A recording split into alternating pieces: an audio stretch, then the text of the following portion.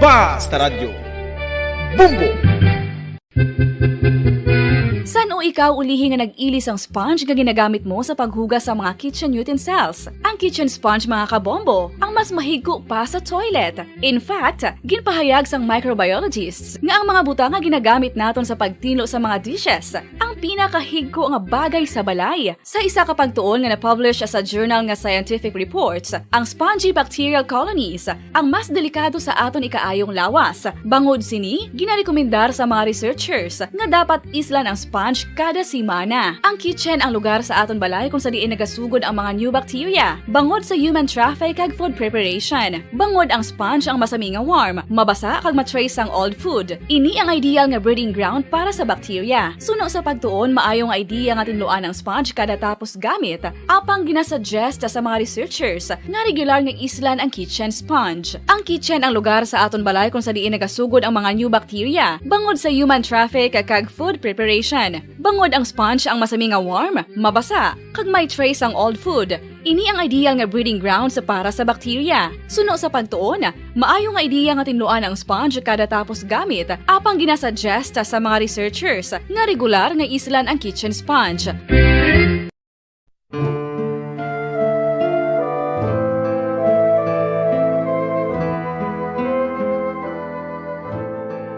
Pangamuyo para sa 2022 elections. Sa ngalan sang Amay, sang Anak, kag sang Espiritu Santo.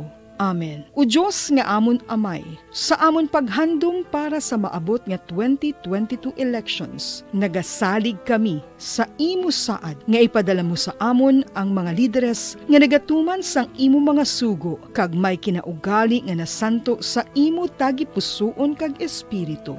Ginoong Jesus, hatagi sang inspirasyon ang tanan nga nagahandom nga magpungko sa pwesto, agud sila mangin lider kag alagad nga magabutang sang kaayuhan sang kadaman, ilabi na ang mga kubos, mga maluya, kag mga ginapigos, labaw sang sa ila personal nga interes. Tagdumala nga alagad nga nagahandom sa matudtud nga pag-alagad, kag indi nga sila ang pag-aalagaran. Tagdumala nga alagad nga may integridad, kag kaluoy para sa tanan. Ubalaan nga Espiritu Santo, sanagi ang amon mga huna-huna kag kasing-kasing, agud amon makita sang maathag ang mga kinahanglanon sang amon katawhan, ang mga promesa sang mga kandidato, kag ang ila ikasarang sa pagtuman sini tanan. Nga kami magpili sang husto nga lider, nga matuod nga magadumala kag mag-alagad, lider nga nagatuman sang imo sugo kag may kinaugali nga nasanto sa imo tagipusoon kag espiritu, lider nga magahiusa kag magagiya sa amon sa pagpatigayon sang kayuhan sang tanan kag para sa imo bug-os nga kahimayaan. Amay, Anak, kag Espiritu Santo, ikaw ang Diyos sang kabuhi kag paghigugma. Ang Ginoo sang tanan nga panahon, mag-upod ka unta sa amon sa siningtion nga nagahanda kami para sa palabuton nga eleksyon. Amen. Sa ngalan sang Amay, sang Anak, kag sang Espiritu Santo. Amen.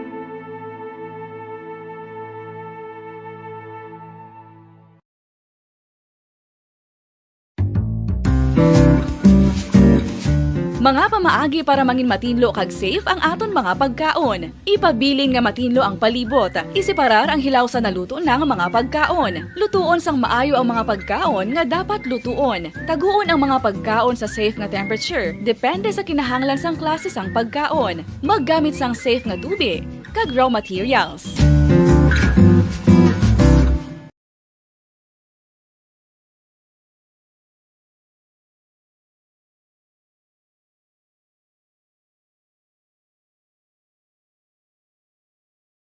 To all Star Nation and Kabombo, we all would like to greet you.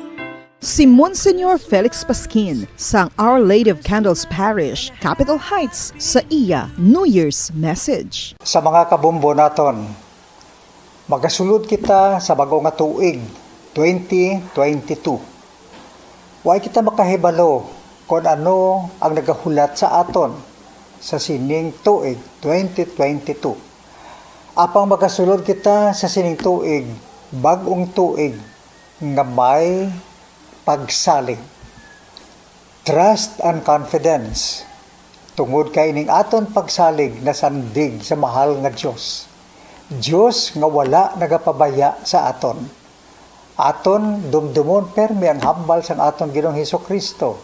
Ako amo ang dalan, ang kamatuuran kag ang kabuhi.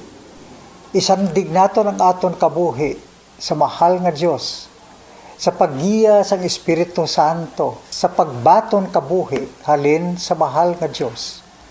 Ano man ang magkinatabo sa aton sa 2022, inatanan sa kabot sang mahal nga Dios.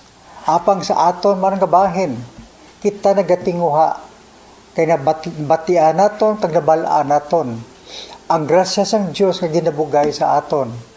Ang importante sa aton nga bahin nga kita nagasabat, may response kita sa sininggugma kag grasya sang mahal nga Dios. Nga kita man magigugma sa isa kag isa. Kag ang pagigugma sa isa kag isa, aton ipakita sa ginatawag naton nga Synodal Church. Nga ginapanawagan sang Santo Papa Pope Francis na kita mag-inupdanay. Inupdanay kita pakadto sa kabuhi nga walay katapusan. Sa siling wala sing mabilin sa aton, kundi kita nagakaptanay sing kamot, nagaupdanay, gapanglakaton sa sining kadalanan sang aton nga kabuhi, padulong sa grasya sa mahal nga Dios, padulong sa kabuhi nga walay katapusan. Sa mga kabumbo naton, ako nagatamyaw sa inyo, Happy New Year. Kag pagsiling naton nga Happy New Year, ginaupdan ina sang aton nga pagpangamuyo.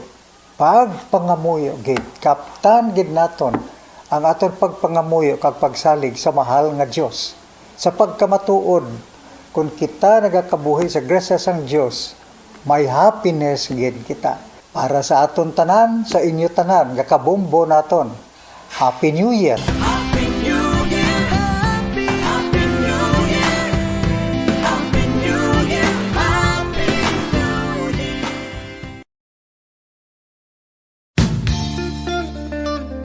Isa ka bala sa mahinuptanan nga ido, mangin responsable nga dog owner. Bilang nagapanag-iyas ang ido, siguraduhon nga ang mga ini ang regular nga nabakunahan batok sa rabies. Ipaidalom ini sa mandatory registration. Siguraduhon nga hindi ini manginlayaw o kon magsigilagaw o kon libot sa mga kalye o kon sa anuman nga mga public places. Imo man responsibilidad nga mapag-groom ang mga ini, matagaan sa bastante nga pagkaon kag shelter. Responsibilidad mo bilang pet owner nga gastuhan ang anuman nga gastuhon medikal sa tion nga makakagat ang imo ido. Rabies is preventable. Mangin responsable nga dog o kon pet owner.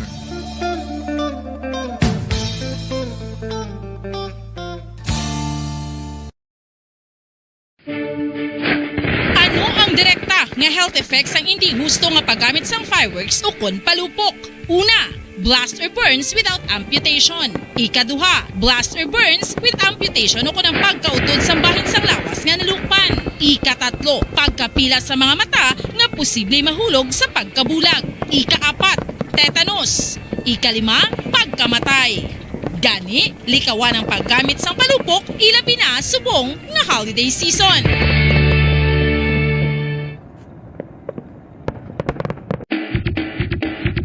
Mga kabombo, subong nga holiday season, madamo gid ang pagkaon apang ano bala. Ang dapat himuon kung may matabo sang suspected foodborne illnesses. Kung may matabo nga suspected foodborne illnesses, dapat i-preserve ang mga ebidensya. Kung may bahin sang suspected food nga nabilin, taguon ini. Putson sang maayo kag ibutang sa freezer. Magpabulong sa gilayon. Kung ang sintomas nagapadayon o kung nagalala, gilayon nga magkadto sa doktor agod magpakonsulta. Hindi man magkalipat nga i-report ang insidente sa local health department. Yari na ang isa sa nakapabaylo kag nakabaton sang brand new radio set with AM and FM band kag 1,000 pesos cash. Nagikan sa Bombo Radio Bacolod. Ko si Anisito Delicano, taga Libertad Extension, Bacolod City. Nagbabaylo ko sang radyo nga ginatag sapon sang Action Radio kay nagaungot sa ilalang estasyon. Hindi ko kapamati sang iyasang bumbo. Mga lapit naman sa katuig ni nga ginatag nila sa akon. Amo na mo lang ni ang imo nga mamatian ang action radio lang. Amo ini nga radyo ang ginapangatag nila. Gindala ko di sa bumbo kay pabailuan ko iyasang bumbo nga radyo nga wala sa ungot sa isa lang ka stasyon. Kay bag-o kag wala guba, may suga pa. Kag ang 1,000 ginatag sang bumbo. Mapasalamat gid ko kay may nagbakal na kusudan. Sing una ga vendors ko ti kay ginkakasama kami sa Libertad, di way nako kan sa balay na lang ang akon bata ang mga nagasuporta sa akon. Bakal ko bulong ko may may apo ko kag taas akon sugar ga mati ko sa bumbo yo sang ginatag nila ng 1,000 kag ang radyo. Salamat gid. Basta radyo bumbo number 1.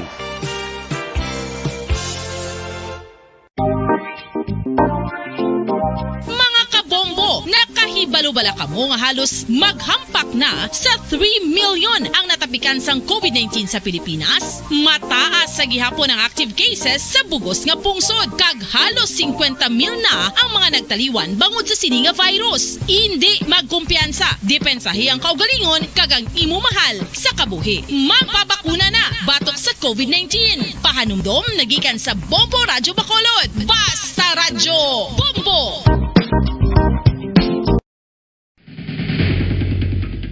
Ang food safety ang nagagarantiya nga ang pagkaon hindi makatugas ang anuman nga halit sa consumers o kung makakaon sini, samtang ini ang ginahanda o kung nakaon. May ara man sa ginatawag food and waterborne diseases o kung grupo sa mga balatian, tugas ang anuman nga infectious o kung non-infectious agents. Ang mga masunod ginakabig common causes ng food and waterborne diseases: unsafe nga ginahalinan sa ginainom nga tubig, improper disposal of human waste, unhygienic practices, unsafe food handling and preparation practices.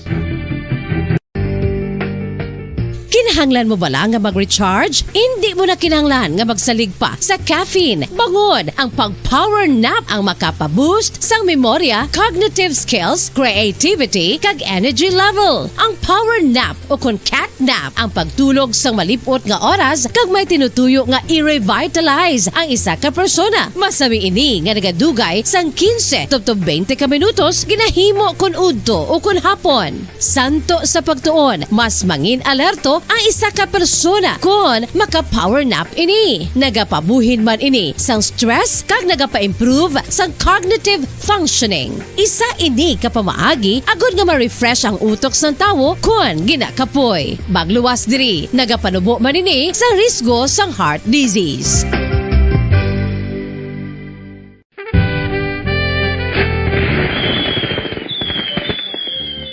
Paano ang mangin safe batok sa mga palupok? Delikado ang paggamit sang palupok. Tanan nga klase sang palupok ang ginadumilian sa mga bata. Magpalayo sa mga taho o kung lugar nga may nagapalupok. Hindi magpulot sa mga wala naglupok nga mga palupok. Ini tuman kadelikado. Magpabulong gilayon kung ikaw ang nalukpan. Mga pahanumdom nagikan sa Bombo Radio Philippines. Basta Radio Bombo! San o ikaw ulihi nga nag-ilis ang sponge nga ginagamit mo sa paghugas sa mga kitchen utensils? Ang kitchen sponge mga kabombo, ang mas mahigko pa sa toilet. In fact, ginpahayag sang microbiologists nga ang mga butang nga ginagamit naton sa pagtinlo sa mga dishes ang pinakahigko nga bagay sa balay. Sa isa ka pagtuon nga na-publish sa journal nga Scientific Reports, ang sponge A Merry Christmas, Merry Christmas, and a Happy New Year. Seen and heard. Now fully digitalized in Negros Occidental. This is Bombo Radio Bacolod. Happy New Year, Happy New Year, Happy New Year, Happy New Year.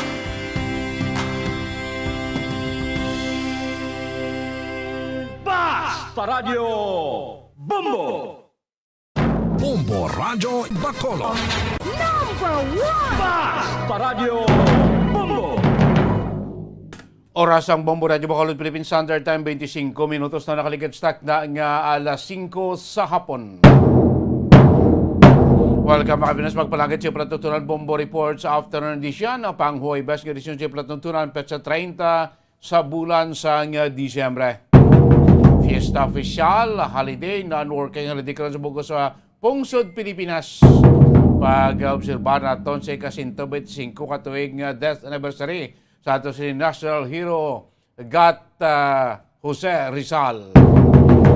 Magulugalom, matulutog daw, mabasa-basa ang palibot sa sulat sa Bacolod, kag probinsya sa Negros Oriental sining adlaw iyas ang Sabado. Kamusta na masok kayo naton? Kamusta natin matagbalati mga kabombo naton? Sa kabuusan nga 61 kay makabarangay sa sulat sa Bacolod, mga suki nato sa mabano ka sulat sa kabuusan sa Negros Occidental, of course. Welcome ta. Mga kauturan naton nagustuhan na Bacolod noon nga nakatutok na karon live sa aton sa FB or sa aton sa YouTube channel dahil mas kabayan sa Pilipinas di mga bayan sa kalibutan. Makita na batiin nato po kanagan siling hapon siya Platutunan Bombo report sa afternoon edition. Ay mga tinderos-tinderas naton sa mga merkado naton gingagaw pabaligya sila sa mga suki. Kamustang bitanay, kamustang baklanay. Dalawang o tatlong tulog na lang makabinan. Sabagay, dalawang tulog na kay 31 siya gabi doon tagatulog ha. Bagong tuig na makabinan, no? Tuig 2022 na. Kapon nyo tagsa direk hapon ng Bombo Dennis Rubica. Ano mga balita ng atong kabatamod sa ato si mga nagapaw ng mga balita lokal tatlong pilason sa insidente sang pagbunanay, paglinaway sa isa kabilasyunan dito sa may banwa sang Moises Padilla. Samtang isa man ka lalaking may depresyon ka nagasupres ng balatian, nag-utas ng kabuhi dito sa may syudad sa San Carlos. Sa aton si mga nagapaw ng mga balita sa palibot sang Pungsod, COVID Alert Level 2 sa gihapon ipatuman sa Bugos sa Pungsod, Pilipinas, tubtob sa Enero 15, 2022. Kag ang masobra 5 trilyones pesos nga budget sang pungsod na to na sa masunod nga tuig ang ginaprobahan na ni Presidente Rodrigo Duterte.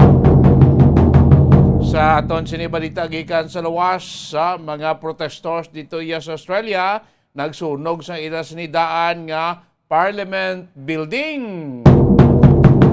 Sa munang balita nga aton gabatamot sining hapon pagpalagan siya Platutunan Bombo report sa afternoon edition. Dalawang tulog na lang mga kabayanan, magasugala nung kita iya sa bagong tuig. Dami mga pagyapon last minute iya nga mga binaklanay, mga shopping spree sa ato sila nga mga malls kag department store diri iya sa palibot sa sulod sa Bulog for sa kabuusan sa ato nga pungsod. Ang trapiko sa Metro Manila mo terrible kuan man to ang salakyan. So diri sa syudad sa Bacolod mga kabinan, kamustang senaryo, kamustang sitwasyon sa palibot ya sa syudad sa Bacolod, sini nga mga tinion ti manog alas 6 kita sa hapon ang aton nga mga katuras ni kudo kadawok pa nagaga pamalaklon preparasyon sa ila sini tagsa iya kamapulian sa pag sa ulog ya sa nga bagong tuig kay tibuas siya sako-sako na ni tanan alos ang tanan buwas aran sa tagsa nagpanimalay naga-prepare sa ilas ni ilutoon para ya sa gabi pag-sugalaw sa bagong tuig. So siningit yung damo pa naga-shopping, damo pa naga-pamalaklon. Sigurado kita kay sa 31, super pagini ko daw maalang-alang gani. Terrible pagini kagotok sa aton nga mga merkado basa sa petsa 31. Mangin kabinan. Ibalong tabi subong senaryo, sitwasyon, ang live report ng patrol, kamusta mga terminal naton, kamusta mga dalaro naton, kamusta nga ito sila palibot sa sulod sa Bacolod sila nga matiyon sa piyakati na nag-on and off ang pagtupas ng ulan, magulog-ulo mo natin kalangitan, gabay pa, no? Hindi lang magbalbal gid ang ulan sa pag-sugalaw nato sa bagong tuig, but at least blood na makalu-enjoy man kita, magkakuan kita, sing naton enjoy sa pagsugalaw sa bagong tuig, naman yun sa naligad nga tuig, pagsugalaw nato sa tuig 2021, bakit kayo nag-sopre ka ito sa maulanon nga tiyempo, nagsugalaw sa baha ang sa bagong tuig ang northern part sa aton siling probinsya. Gabay pang hindi lang na iya magkuhan, hindi lang naton magsukat, ang ina nga mga senaryo mga kabinan, no? Kaya doon patagin ikabangon. Tama pag kita makaturan sa Northern Negros, Southern Negros, nga wala pa kabangon sa trahedya, no? Tuga yan ni Bagyo Odette, no? Nagligom dulom na sila sa celebra sang Paskwa, no? Sining bagong tuig, expectaron tagid na madamo pa sa atmon sa aton makaturan, no? Sa southern parts ng probinsya, especially sa 6th district, ang maka-experiensya pa sang madulom nga pag sugata sa bagong tuig. Bangod gamay pa lang ang porsyento sa mga lugar na itong dira ang nabalikan na sa supply ng kuryente. Ang Sipalay may porsyon na ito. O paggamay pa lang, ang Ilog, ang Kabangkalan, may mga porsyon pa lang niya nagbalik na ang supply ng kuryente. So, sige lang, maginaya, importante buhi. Mga kaibigan, importante nakasurvive sa trahedya, nakasurvive sa COVID-19, nakasurvive sa hagupit ni Bagyo Odette. Wala na makalapod kita sa tuig 2022, no? Ang tuig nga gaway pa wala sing dagko naman nga kalalatan, nga magalabay sa aton sini nga pungsod mga kaibigan. So sa Pikiler na si Bumbo Gracelyn sa patrol, ibalong tabing live report sa patrol, sitwasyon sa palibot sa Bacolod, dala nun naton, terminal naton, ay mga mall naton, kamusta sining nga matinion? Bumbo Gracelyn Lobaton sa patrol, mayong hapon, kamin! Yes, Pamadenis, live na subong sa northbound Ceres Terminal. So Pamadenis, nakalampuwas, manggid kami no, sa area kung sa diin, tuman, na traffic. Dito na yun sa Barangay Mandalagan, no? Sagba pa lang sa atong stasyon, padulong na sa tunga-tunga dito lang po Madenis, no? Pertigid ka traffic. So, ari, nakalabot na kita sa northbound Ceres Terminal, kag madamo sa mga pasahero nga nagpanaog na kag magasakay naman sa Ceres bus, no? Kapauli sa norte nga bahin sa atong probinsya. So, yes. Damo pasero, bastante man aton nga masalakyan ning buses naton kay mga jeepneys naton dira sa Piak nga terminal going norte, damo problema. Why problema sa lakyan ang mga jeepney kay mga buses naton? Wala pang Denis ang problema, no? Sa subong tinion, no? Pero karon magdulom-dulom na. Medyo magapangatubang aton sining mga kauturan sa natawag nga problema. Wala rush hour na Pamadenis mo kag medyo magal-umon re sa norte nga bahin sang syudad sa Bacolod. Di gana naman kay Pamadenis nga magulan kay subong nagataliphin na. So mabudlan sa atong mga kauturan nga karon pa ya ang ilan nga pauli, no? Kay ang iba niya tanya ga ulubra pa so ga habol pa Pamadenis kay buwas, no? Ang atong mga kauturan nga iban wala sing ubra kay tungod nga magasugalaw, no? Sa bagong tuig. Kahit subong adlaw holiday, no? Buwas yes. 31, bot kung may obra kay kung sa kinandan sa dito pa niya, ay it's sandwich na siya natungan, no? Kay Petsa 1, Sabado, holiday man, 31.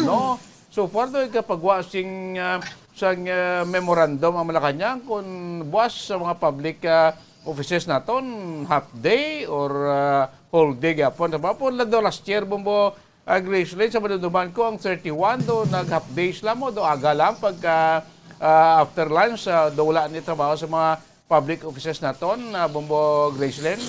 Yes, sakto na po mo, Dennis, no? Kag labanan sa mga ligad ka tuig, amo ng plastada, half day kung adlaw sang 31. Ay masako-sako na gidya sa pagpatak pa lang sa oras, alas 12 mo, Dennis, no? Kag aton bantayan, no? Kung man na Japon was nga adlaw matabo, pero Bobo Dennis kalabanan sa mga kilala ta, wala gid obra was, no? Kag magkabalik sila sa January 2 na. Lawig bakasyon ba sa katuig ba? Bakmo sugod yes. Ka bakasyon 2021, balik ka 2022? Oo, Dennis. So, punto kami sa boarding house. Mapuli was. Kita na ikaw sa tuig.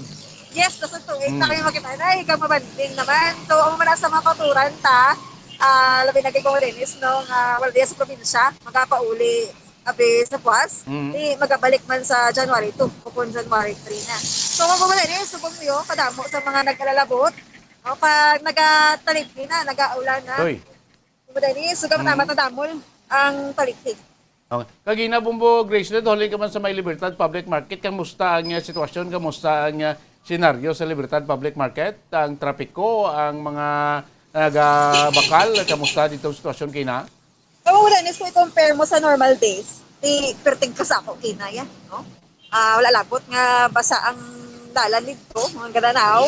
Di ang mga katauhan, dinaguso, no? Especially sa utanan bala, no? Kag sa mga panakutan, mga Dennis. So mga utod ta naman yung gabaligya sang prutas, damo man sa mga Dennis, sa mga benta na kay ang mga utod ta, sako na baka sang i-prepare nila sa 12 fruits, mga Dennis. Dito may na ni Gurong kabi subong sa aton nga mga fruit vendors until buwas sa gabi.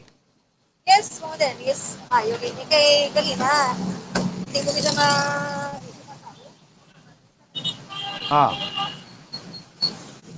So, medyo mag-ahod, di ba, mga Dennis, no? Kay ang ato sa mga kauturan, dali-dali. Ulan na.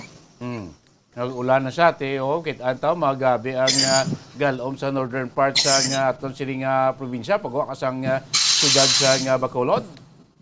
Yes, mga Dennis, pila nagani ka mga inadlaw nga naga-ulan-ulan, no? Pero kayo ni mga Dennis, kay wala man sang bagyo, no? Unlike sa naligal yung mga sinamana, sabi ang hangin kag ang pagtaas ng mga tubig sa mga kusbaan, no?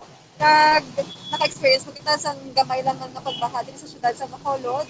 Isubong, mayo-mayo lang ni kay hindi man gid siya mo Dennis, madamol ang ulan. Kag ang hangin tutaktuhan. Ulan lang, batyag taway sa baskog ng hangin. Ang ulan daw, labay mo na siya bumbog resino, daw pugada lang mala, tapos muntat naman. Hindi man sila niya daw kalawig gid sang ulan na, daw on and off mo lang ang ulan. Galing iti daw ang kalangitan ta daw ling kainayas nga aga sa subong magalumon gid. Yes, hindi sa ako na pag-duwa kagina, no?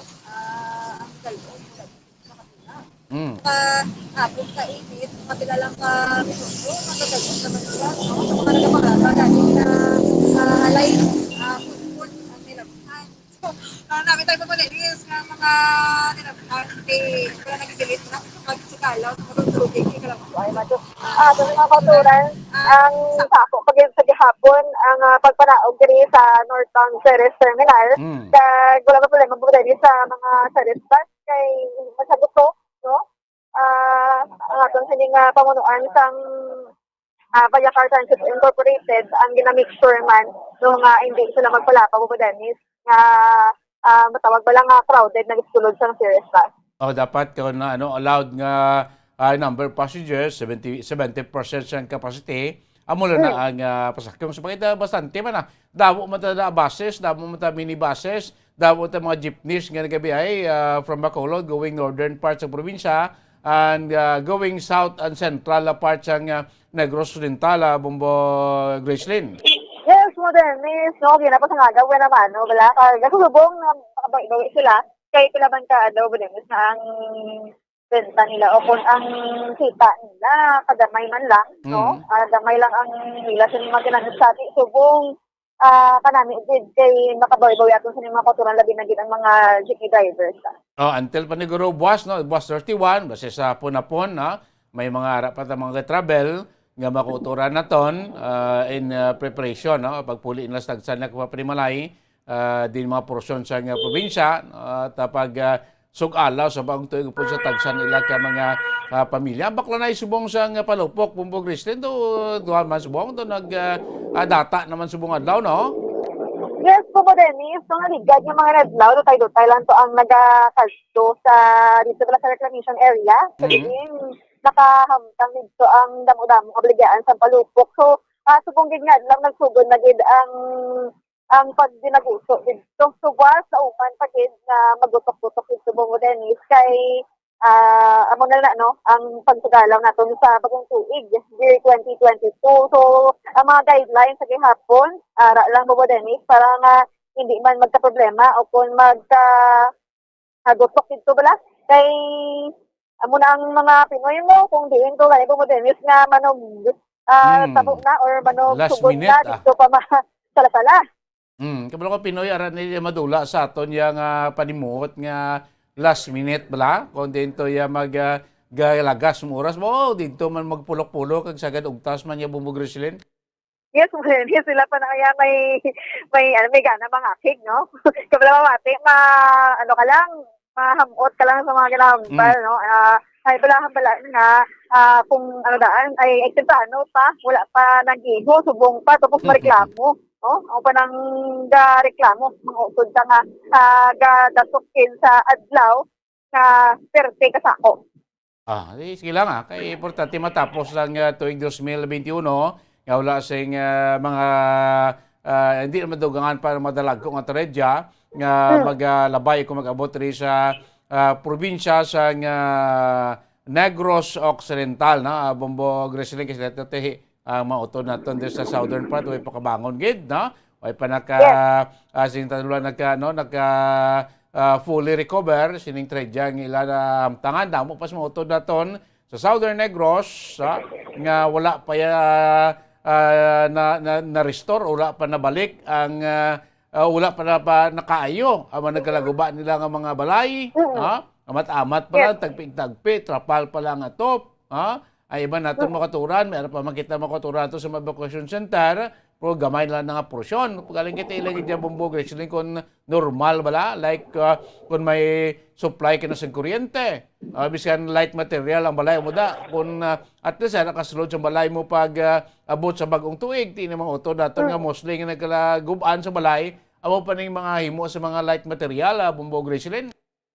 Sakto kay Bombo Dennis, no? Ang pasako ang ininga adlaw para sa atong pagparagwas ang ibantay ang mga kauturan nagapangasubo pa kay amuna na igong gid sila sang typhoon Odette dito sa southern portion, no? Ang aton sining nga mga pamunuan sa gobyerno ang masako man Bombo Dennis sa pag-address ng ilang mga kinahanglanon although nga damo pag isang kulang damo pag sa mga kauturan ta wala nakapatindog sa ilang nga balay bisan permanent or I mean temporary lang malang Dennis masidungan lang o kung matulugan lang wala pag sa gihapon na tapos o na kompleto. Pero, natin sining nga mga utod, just like rin sa Bacolod City, Bombo Dennis, sa pagpangabahin sa probinsya nga wala inapektuhan sa shadow bid, nagabulig ng Bombo Dennis sa mga malls, no? Kaya kita sa donation drive sa ibang pagig ng mga opisina, sa mga police stations, kung sila kadulong sa nila mga gusto na i-donate Bombo Dennis nga makabulig lang sa atong mga kauturan. So, keep on na lang praying kag hold on ng Bombo Dennis kay matapos ang amor na nga problema po Dennis. Sige, ano mga balita tada? Terrible man tatabo sa Mrs. Padilla. Tatlo gito yung nagkalapilasan sa stabbing incident, Bombo Gresiling. Yes, Bombo Dennis, tatlo ka mga lalaki ang pilason sa nakabo nga stabbing incident ukol nga pagpangbuno dito sa Banwasang Moises Padilla. So, ang mga suspect rin, duwa kabilog, no? Ang isa pa ka suspect mo, Dennis, ang parinti pa sa mga biktima. So, Bombo Dennis, ang suspect na si Rani Boy Imulaga ang nag-surrender na sa mga kapulisan dito sa Moises Padilla Municipal Police Station. Samtang ang isa, identify na si Kin Labiga, no? Kin Labiga, na wala pa man Bombo Dennis sa dakpan o kung naka-surrender. So, tatlo din ka biktima ang mag-amay Bombo Dennis, si Agustin Shoco, 21 years old, sa Caligorer, si Marlon Shoco, no? 49 years old, ay saka Carpentero, no? Or kung tanday. So, si Kapil Shoco, Bombo Dennis, 24 years old, kag inisa na tanan, no? Mga nag-star sa Sitio, Kaburutan, Bombo Dennis, Barangay 7, sa among Banwa. So, sa investigation nga nakuha sa aton mga kapulisan, ining si Rani Boy Imulaga, Bombo Dennis, bilang ini ng tumbag nagpangbuno, no? Or kung ginbuno iya si Gabriel Shoco, no? Nga nagsusa sa komosyon. Kaya ini sila, mga biktima, Bombo Dennis, ara sa isa kalamatsan, no? Sa Imulaga, residence man.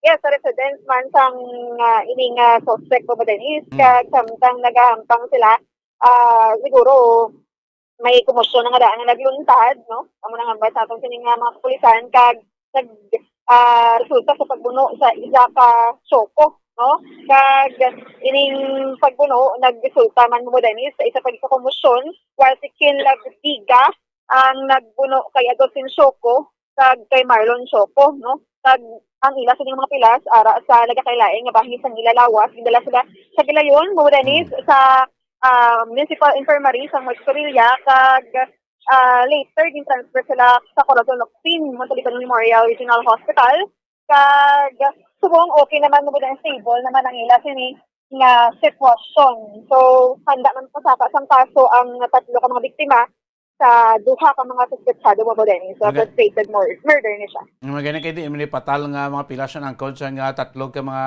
biktima. Yes, po Dennis, hindi man gid fatal, no? So, kaluyan lang kay wala sang may nasamaran gid. So, willing gid mo Dennis magpasaka sang kaso ti ang suspect, no? O kung mga suspect sa kini nga stabbing incident. So, hindi man sila maglayo ay mo Dennis mga relative. 29 man Yes, oo. So, ang gamit nga pagbuno po mo Dennis, hindi ko silyo, kundi ice pick. Amo na sa ang nakita sa mga witness. Okay, tingala ko din, hindi man patalgid nga pilas kiti I-spec, no? Galing kiti, to the I-spec na puruhan ka sa dugan, malabot imong heart, dido ka man, no? Bombo Gracelyn. Yes, Kumudani. So, Kumudani, sumunod ang pahayag sang Deputy Chief of Police ang Moises Padilla, si Police Lieutenant RJ Dangarang. Yung sa victim natin, saka yung sa yung mag-ama, galing sila sa nakiburol pa sila. Matin sila sa burol. Basta ang sabi nung victim natin, pumunta sila sa burol, ma'am. Doon po nangyari yung commotion. Ma'am, base sa sa investigator natin, na yung tatay niya saka yung sa suspect na nagsusugal, kaya yung nagkaalitan sila sa sugal, then hindi alam nung victim natin na may patalim pala tong suspect natin. Actually ma'am, nag-surrender naman yung natin, yung isang suspect natin. Then yung sa isang suspect, identify naman. Ano po yung ang sabi ma'am nung victim natin, kamag-anak daw nila yung isang suspect ma'am. Kamag-anak din. Sa likod daw ma'am eh. Sa likod, mostly sa likod yung tama nung victim natin. Kuan Guroy, basi ko nagproblema sa tay-anay or nanong prostada, kiti nagampang sila sa bilasyonan. Guro, nagkuplektuanay bumbo Gracelyn, basi bila ko na mga nakainom-inom paniblaw, bumbo Gracelyn. Yes, posible na po mo Dennis, kay kung sa sugalan daan, no, may isang apikon, magaluntad gida ang isa ka kumusyon, kag lala lang, kay mangbuno gida. Sabagay, pinamilyam lang, di maglaliniway ganyan suspect kagang biktima. Yes, po mo Dennis. So, kabay pa tani, no, mangin eleksyon ini, sa aton sining mga kauturan, ng samtang nagatikon-tikon, bala, or kung nagainom man po mo Dennis. So, Dennis, sa pagid ka balita, no, dito sa siyudad sang San Carlos, mayara sa nasakwan nga bangkay isang isa ka lalaki nga si ilang pangalanan mo Dennis, no? Ini siya nagapuyo sa Rigor Street, Barangay 1, siyudad sang San Carlos, kag nakita ini siya nga nakahang, no, gamit ang galvanized iron wire sa sulod sang ilang nga balay. Sunod sa pag-imbestigar sa mga kapulisan sa San Carlos City, nga ining lalaki ang nagasuffer po mo Dennis sa ginatawag nga TB kung tuberculosis, no? Kadugangan pa sang depression. So that's why amo ni siguro nga nag-commit siya sang suicide. So gidala pa ang ining biktima sa San Carlos City Hospital but pronounced dead on arrival by attending physician mo Dennis. So wala man foul play sa sining insidente? Wala man mo Dennis sang foul play, no? So, amo na mo Dennis ang aton mga balita na nagikan sa patrol. Ini si Bombo Gracelyn na po nag-report para sa mga radyo ng Pilipinas. Consistent overall, number 1 sa Bacolod. Basta radyo. Bombo! Damo salamat po Gracelyn Lobaton. Batayan niyo kami na mga balita ang dulon ni Gracelyn. Sitwasyon ko rin sa palibot sa Sulat sa Bacolod. Ato northbound bus terminal naton. Kagang dalaw naton karon sa area sa Lacson downtown area. At of course magutok-gutok no ang aton sining flow iya sa trapiko. Ay mga nagagaw pa pamalaklon sa aton mga mall, sa aton nga mga merkado. Sini yang matinion bilang kwan pa ni preparasyon pa ni sa ila sini kinahanglan buwas sa pag-asog alaw naton sa bag-ong tuig mga kebenan. Oras ang Bombo Radio Bacolod Philippine Standard Time 49 minutos sa kaligustak na alas 5 sa hapon. Inyo patutunan Bombo Reports Afternoon Edition. Maga pa nabalik makaligad lamang pala kay importante nga mga pahanumdom.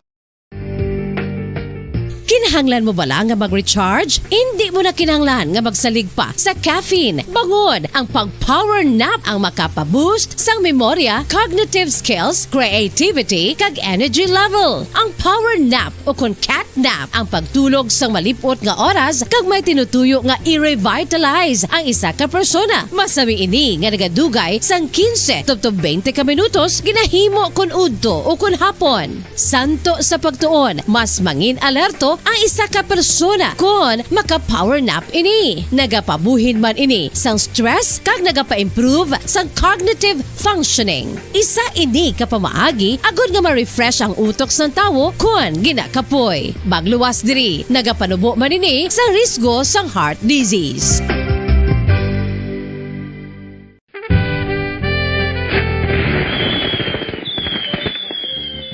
Paano ang mangin safe batok sa mga palupok? Delikado ang paggamit sang palupok. Tanan nga klase sang palupok ang ginadumilian sa mga bata. Magpalayo sa mga taho o kun lugar nga may nagapalupok. Hindi magpulot sa mga wala naglupok nga mga palupok. Ini tuman kadelikado. Magpabulong gilayon kung ikaw ang nalukpan.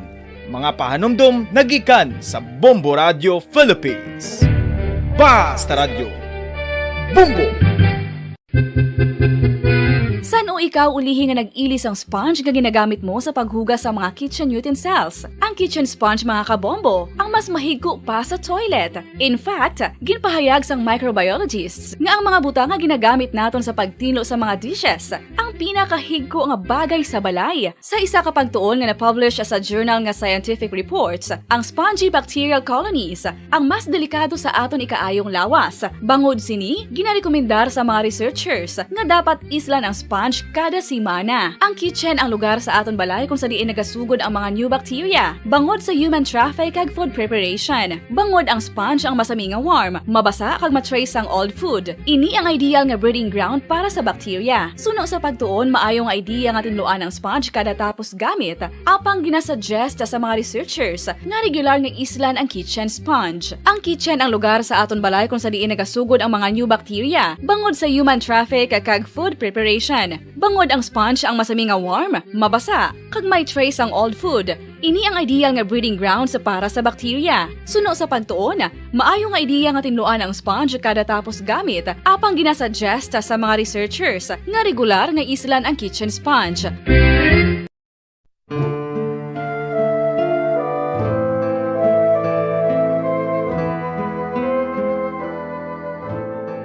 Pangamuyo para sa 2022 elections. Sa ngalan sang Amay, sang Anak, kag sang Espiritu Santo.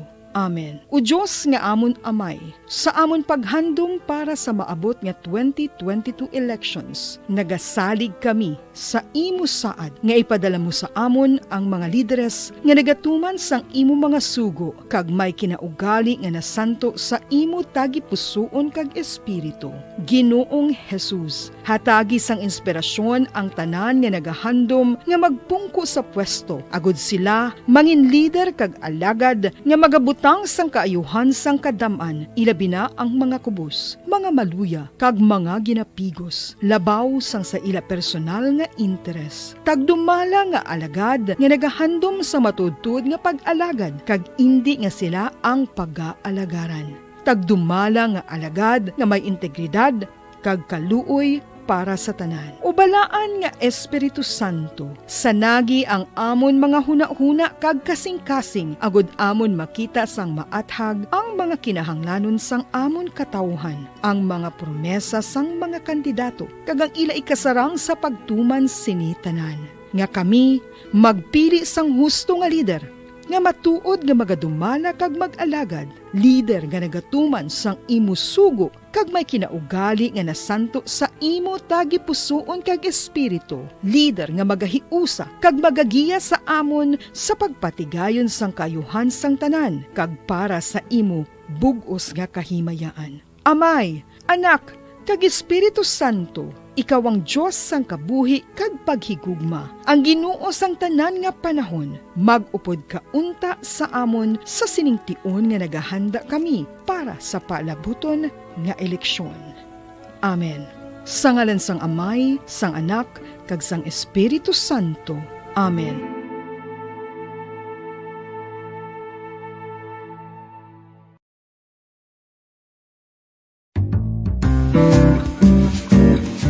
Mga pamaagi para mangin matinlo kag safe ang aton mga pagkaon. Ipabilin nga matinlo ang palibot. Isiparar ang hilaw sa naluto ng mga pagkaon. Lutuon sang maayo ang mga pagkaon nga dapat lutuon. Taguon ang mga pagkaon sa safe nga temperature. Depende sa kinahanglan sang klase sang pagkaon. Maggamit sang safe nga tubig kag raw materials.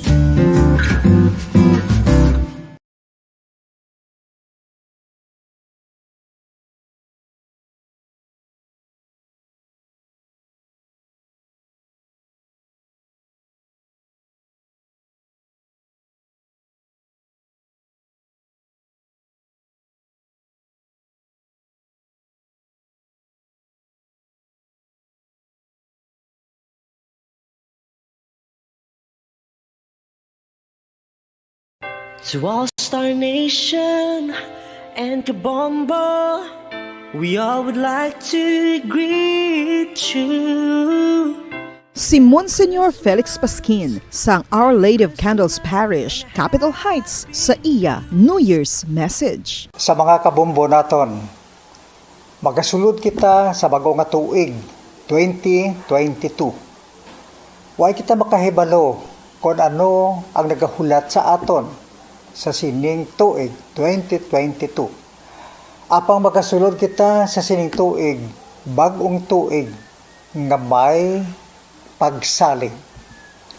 Trust and confidence tungod kay ining aton pagsalig na sandig sa mahal nga Dios. Dios nga wala nagapabaya sa aton. Aton dumdumon permi ang hambal sang aton Ginoong Hesukristo. Ako amo ang dalan, ang kamatuuran kag ang kabuhi. Isandig naton ang aton kabuhi sa mahal nga Dios, sa paggiya sang Espiritu Santo, sa pagbaton kabuhi halin sa mahal nga Dios.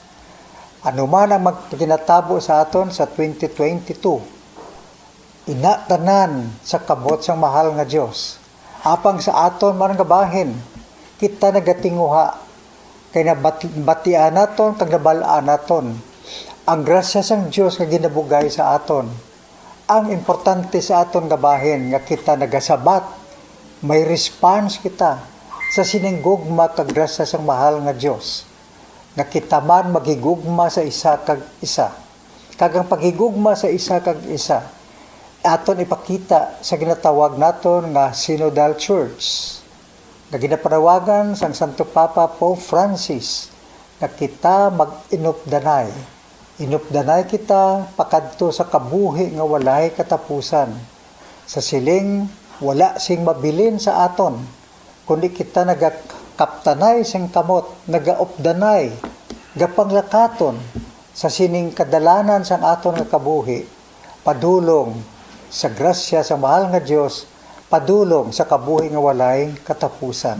Sa mga kabombo naton, ako nagatamyaw sa inyo, Happy New Year. Kag pagsiling naton nga Happy New Year, ginaupdan ina sang aton nga pagpangamuyo. Pagpangamuyo gid, kaptan gid naton ang aton pagpangamuyo kag pagsalig sa mahal nga Dios. Sa pagkamatuod, kung kita nagakabuhi sa grasya sang Dios, may happiness gid kita. Para sa aton tanan, sa inyo tanan, nga kabombo naton. Happy New Year!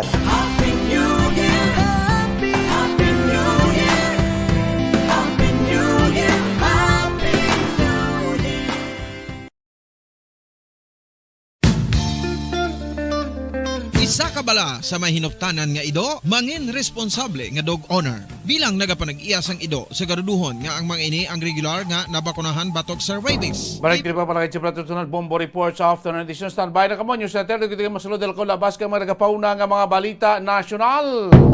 Ang aton budget nga masobra 5 trilyones pesos sa masunod nga tuig 2022, aprobado na ni Presidente Rodrigo Duterte.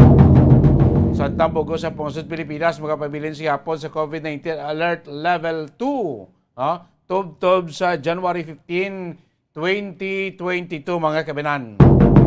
O yung kaso natin sa COVID-19, no? Sining adlaw nagsaka, masubra 1,000 1,623 ang new COVID cases subong sa Pilipinas as of sining adlaw nga na-record sa Department of Health, mga kabinan. Napagayad nga mga balita nasyonal nga aton bantayan sining hapon sa ato sining News Center, mga kabinan. Of course, ang patayon mga pagtutok sa ato sining national government sa mga biktima sa Bagyo. Dahil na, News Center sa atong Bombo Network News. News Center, come in!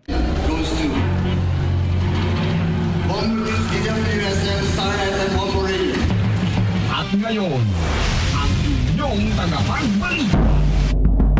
Magandang gabi Pilipinas, sa anumang oras sa buong mundo, narito na ang Bombo Network News Evening Edition. Araw ngayon ng Huwebes, Desyembre 30 taong 2021. Sa ulo ng ating mga balita, ang COVID-19 cases sa bansa biglang nadoble sa naitalang kaso kahapon. Mga bagong kaso ngayon umabot na sa mahigit 1,600. Samantala, buong bansa mananatili sa Alert Level 2 hanggang January 15. Bagong County Risk Classification inilabas na ng Interagency Task Force.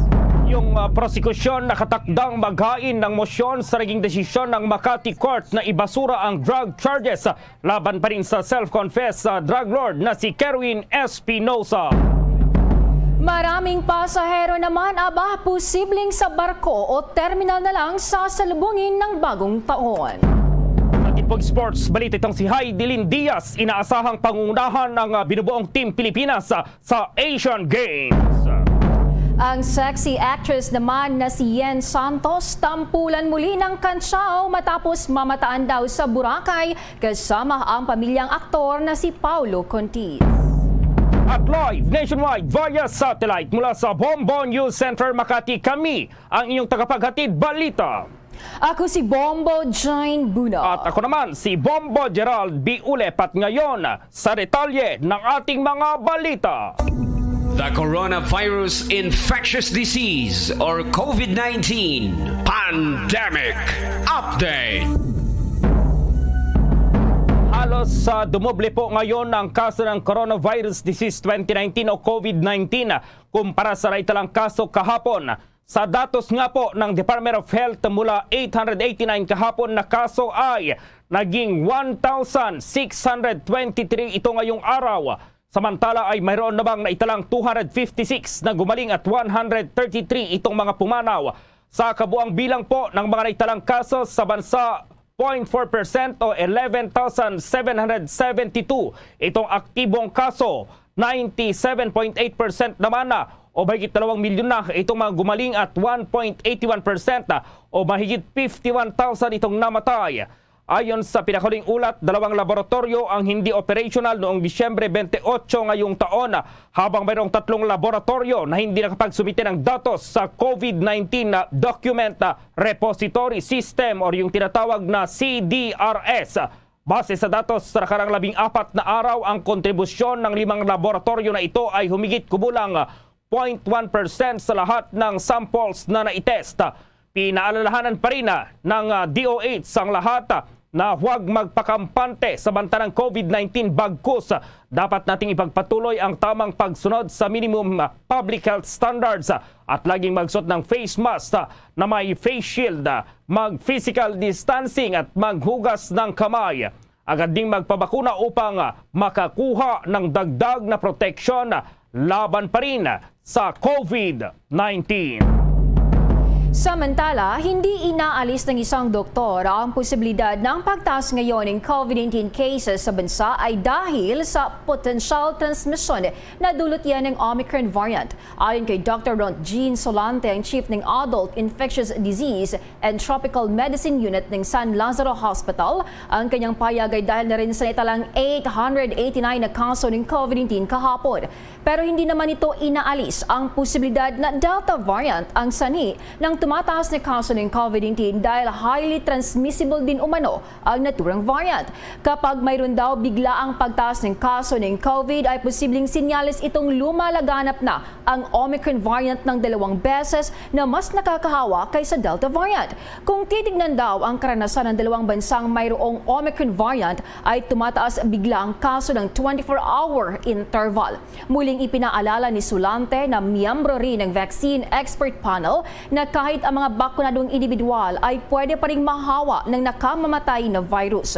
Una na ring sinabi ni Octa Research Fellow Professor Guido David na ang pagsipa ng COVID-19 cases ay posibleng dahil sa may gathering sa holiday dahil nadodoble raw ang kaso kada 2 hanggang sa 3 linggo. Sa ngayon, nasa moderate risk ang National Capital Region at ang reproduction number o ang bilis ng hawaan ay nasa 1.47.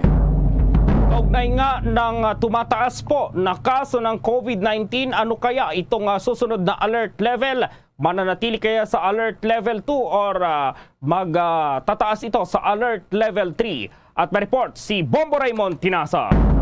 Bombo Gerald, Bombo Jane, inianunsyo ngayon ng Interagency Task Force na manatili sa alert level 2 hanggang January 15, 2022 ang buong bansa. Ito ay sa gitna ng patuloy pa rin na ito pagtaas na ng COVID-19 cases sa bansa dahil sa posible na dahil sa Omicron coronavirus variant.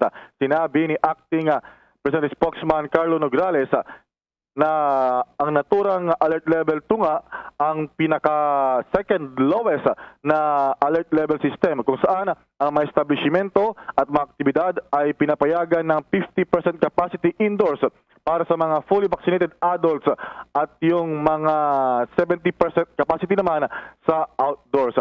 Ginawa ni Secretary Nograles ang anunsyo ilang araw matapos na iulat ng Department of Health na ang National Capital Region ay nakapagtala ng increase o pagtaas nga ng COVID-19 cases at ang tinatawag na positivity rate. So ibig sabihin na Bombo Gerald ay status quo, walang pagbabago ang magiging alert level system sa buong bansa at magpapatuloy hanggang January 15 at depende na lamang kung may mga kinakailangan na biglaan na pagbabago sa ating alert level system. Kasabay nito ay inianunsyo rin ng Malacanang na inilagay ng gobyerno ng Pilipinas sa tinatawag na red list na yung mga bansa ito simula January 1 hanggang January 15 at 2022 ang bansang Eswatini, Lesotho, Malawi, Mozambique, Namibia at ang bansang Spain. Ibig sabihin, yung mga travelers o yung mga galing sa naturang mga bansa ay hindi mapayagan na pumasok sa Pilipinas maliban na lamang kung ang mga ito ay mga returning overseas Filipino workers o OFWs sa pamamagitan ng repatriation flights na inorganisa ng Philippine government at iba pang private partners. Ilan pa sa samantala, yung mga bansa naman na inilagay sa green list o ito yung mas maluwag na kumpara doon sa ibang classification ay yung bansang Bangladesh, Benin, Bhutan, British Virgin Islands, China, Equatorial Guinea, Fiji, The Gambia, Guinea, Hong Kong. Ito, magandang balita sa mga OFWs sa bansang Hong Kong. At yung Indonesia, Kuwait, Kyrgyzstan, Liberia, Montserrat, Oman, Pakistan, Paraguay, Rwanda, St. Bartholomew, Senegal, Sierra Leone, Taiwan, marami rin tayong kababayan dyan na OFWs, at yung Togo, Uganda at yung United Arab Emirates o yung UAE ay balik sa green list matapos nga dati ay ilagay sa yellow list. Yung ibang bansa, mga territories, jurisdictions na hindi nabanggit ay automatic sila ay nasa yellow list, Bombo Gerald. So yan yung bagong mga anunsyo ng Interagency Task Force matapos ang kanilang meeting kahapon sa kanilang pagtalakay sa mga iba't ibang mga rekomendasyon. Yes, Bombo Gerald. Oo, sakaling tumaas naman, sumipa siguro yung kaso ng COVID-19 dahil yung kaso kahapon na doble. So sa susunod na araw siguro baka ganyan din yung mangyari. Nasa direktiba naman ng Interagency Task Force na sa kanila yung bola kung hindi na nila tatapusin yung hanggang January 15 at kahit kalagitnaan pa lang ng week na yan ay kung talagang mataas, nasa kanila na yung bola kung itataas nila sa alert level 3, Bombo Raymond, ano? Well, tama ka dyan. Ang IATF naman ang sabi ay kapag upgrading o paghihigpit ay anytime. Halimbawa, ang supposedly effectivity ay hanggang January 15, yung alert level 2. Kapag kinakailangang itaas o higpitan ay maaari lang gawin. Anytime na kinakailangan, depende sa mga indicators o yung mga factors, yung kaso ng COVID-19 at yung ating siyempre crucial yan, yung hospitalization rate, Bombo Gerald. Pero kapag luluwagan ay as is, kumbaga tatapusin muna yung period. So anytime, Bombo Gerald, halimbawa for next week, kung kinakailangan ng higpitan yung restrictions, ibalik sa alert level 3 ay maaaring gawin ng IATF, Bombo Gerald. Oo, yung Omicron variant na yan, Bombo Raymond, meron na bang pahayag dito yung Malacanang kung sakaling nakapasok na nga dito yung Omicron variant or yun na yung mga nagtatransmit ngayon dahil sobrang bilis ng transmission, Bombo Raymond? Well, tama ka dyan dahil may nakumpirma na ilang mga foreigners yung nakapasok sa Pilipinas ang kumpirmado na kumbaga nagpositibo sa Omicron variant, Bombo Gerald. Sumari na dito na nagsimula yung pag-surge na naman talagang almost yung nakalipas na 2 araw and twice yung numero, Bombo Gerald. So kung gano'n yung magiging trend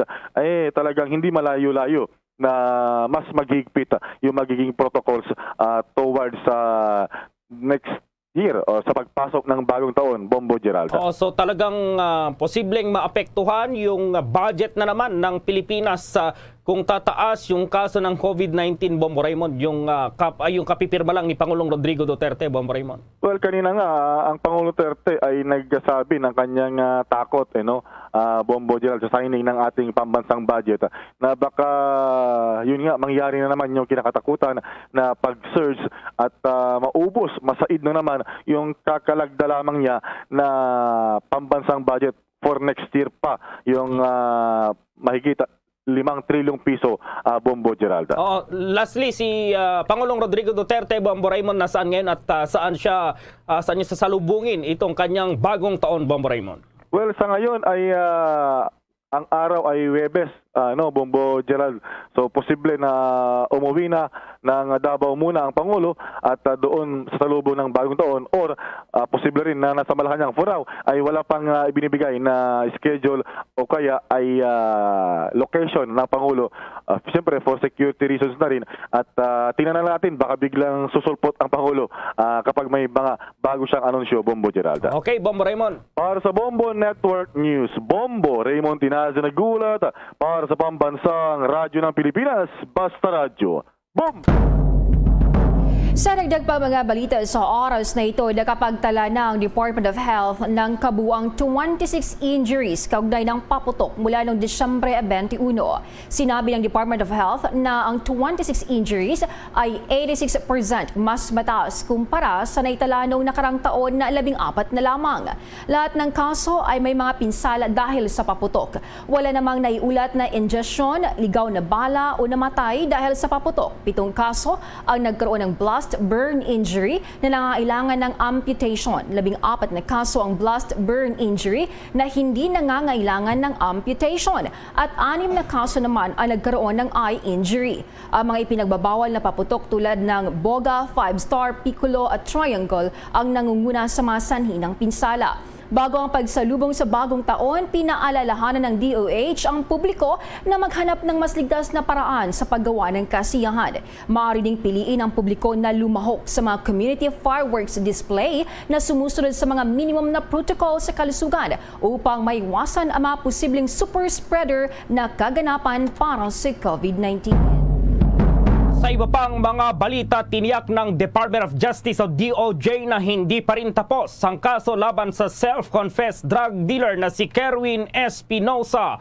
Kasunod na rin ito ng pagbasura ng korte sa Makati Court sa drug cases laban kay Espinosa, maging ang ilang mga individual. Ayon kay Justice Secretary Menardo Guevara, labis niyang ikinalungkot ang desisyon ng Makati City Regional Trial Court Branch 64 na absueltuhin na si Kerwin, maging ang mga sinasabing kasabwat nitong sina Wu Tuan, Yuan alias Peter Ko, itong si Lovely Impal at Marcelo Adorco. Sinabi po ni Guevara na kahit hindi pa ito nakakakuha ng kopya ng desisyon ng korte, ay ipinag-utos na nito sa Prosecutor General na gawin ang lahat ng legal remedies para mabaliktad ang desisyon. Nagpahiwatig si Guevara na maghahain ang mga ito ng motion for reconsideration sa trial court. Dagdag po ni Guevara, hindi pa rin pwedeng palayain si Espinosa dahil mayroon pa itong mga nakabinbing kaso sa Manila Regional Trial Court at isa pang kaso doon sa Albuera, doon po sa Leyte. O narito ay tuluyan ng ibinasura ng korte sa Makati itong kaso laban kay Espinosa. Dito nga sa 13 pages na desisyon, kinatigan ng Makati RTC ang demurrer to evidence na inihain ng kampo ni na Espinosa, Impal, itong si Wu Tuan at itong pagbasura sa motion to dismiss the demurrer to evidence na inihain ni Marcelo Adorco. Nagugat pa rin ang kaso sa sinasabing sabwatan ng grupo ni Espinosa sa illegal drug trade. Hindi rin kumbinsido ang korte sa testimonya ng mga pulis para patunayan ang alegasyon laban sa grupo ni Espinosa. O narito kinasuhan nga po ng DOJ sina Espinosa kaugnay pa rin sa umano'y illegal drug trade sa Eastern Visayas. Si Espinosa ay anak ni dating Albuera Leyte Mayor Rolando Espinosa Sr., ang dating alkalde na nasauwi sa loob ng kulungan noong 2016 matapos umanong manlaban sa mga pulis. Kasama ng nakatatandang Espinosa sa mga local government officials na nasa listahan po or itong narco-list ni Pangulong Rodrigo Duterte. Ang nakababatang Espinosa ay naaresto sa Abu Dhabi noong Nobyembre 2016. Sinabi ng PNP Anti-Illegal Drug Group o itong AIDG na umamin mismo si Espinosa na sangkot sa illegal drug trade itong si Espinosa. Isa naman sa mga nagawa ay naibalik ang tiwala ng publiko matapos ang DOJ ay ranked number 1 sa trust rating sa mga executive agencies sa isang independent survey na ginawa yan sa National Capital Region noong buwan ng Hulyo. Binanggit din ni Guevara ang DOJ ay mas mataas na case sa disposition rate na nagre-resulta sa mas counting case backlogs. Kasabay nito sinabi ni Guevara ang chairman ng Interagency Council Against Trafficking na pinanatili ng Pilipinas noong 2021 ang kanilang Tier 1 ranking sa taunang ulat ng Department of State ng United States Trafficking in Persons. Para sa taong 2022, nagpahayag si Guevara ng pag-asa na lalo pang pagbuti ng DOJ ang kanilang performance. Samantala, suportado raw ng Department of Finance itong pagtanggal ng open mining. Laban pa rin itong mining ban dahil sa posibleng ang naturang industry raw itong makakatulong sa economic recovery. Posible rin umanong maging daan ito sa development ng 11 pending projects na kayang mag-generate ng 11 billion pesos na combined sa taunang revenues. Tataas din ang annual exports ng 36 billion na lilikha ito ng trabaho para sa 22,880 na katao. O narito sinabi ni Finance Secretary Carlos Dominguez na ang kanilang desisyon ay pinag-usapan din umanong maigi at mayroon ding advice dito ang mga eksperto. Bilang co-chair umano ng mining industry, itong Coordinating Council, suportado nito yung direktiba ni Department of Environment and Natural Resources Secretary Roy Cimatu sa desisyon nitong tanggalin na itong ban sa open pit mining.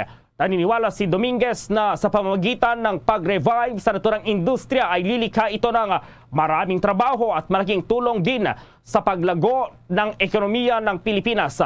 Ang open pit mining ay globally accepted method at sinasabing pinaka-feasible option sa pagmimina sa near-surface deposits.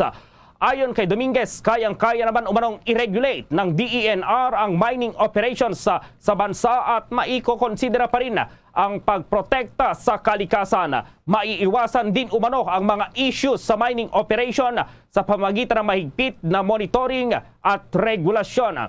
Pero sinabi naman ng Finance Chief na mayroon pa ring balance sa pagitan ng economic development at pagprotekta sa kalikasan. Kung maalala nung Martes nag-issue si Environment Secretary Roy Cimatu ng order para tanggalin na itong nationwide ban sa open pit mining na ipinatutupad noon po yan ni dating Environment Chief Gina Lopez. Sa mga sandaling ito po, makakasama na natin si Senator Bongo. Kaugnay pa rin dito nga sa pagpasa ni Pangulong Rodrigo Duterte na dito sa pagpirma dito sa national budget para sa susunod na taon. Magandang gabi po, Senator. Live na po tayo sa Bombo Radio Philippines nationwide, worldwide. Magandang gabi sa mga kababayan kong Pilipino na nakikinig sa Bombo Radio ngayong gabi. At unang-una, Happy New Year sa inyo. Ilang oras na lang. 2022 na tayo. At kanina po, nilagdaan na po ni Pangulong Duterte ang 2022 national budget. At napakahalaga po ito. Maraming salamat po kay Pangulong Duterte at sa lahat po ng mga kasamahan ko sa legislatura na naihabol po itong budget na ito at sa pagtungtong po ng January 3, bagong taon.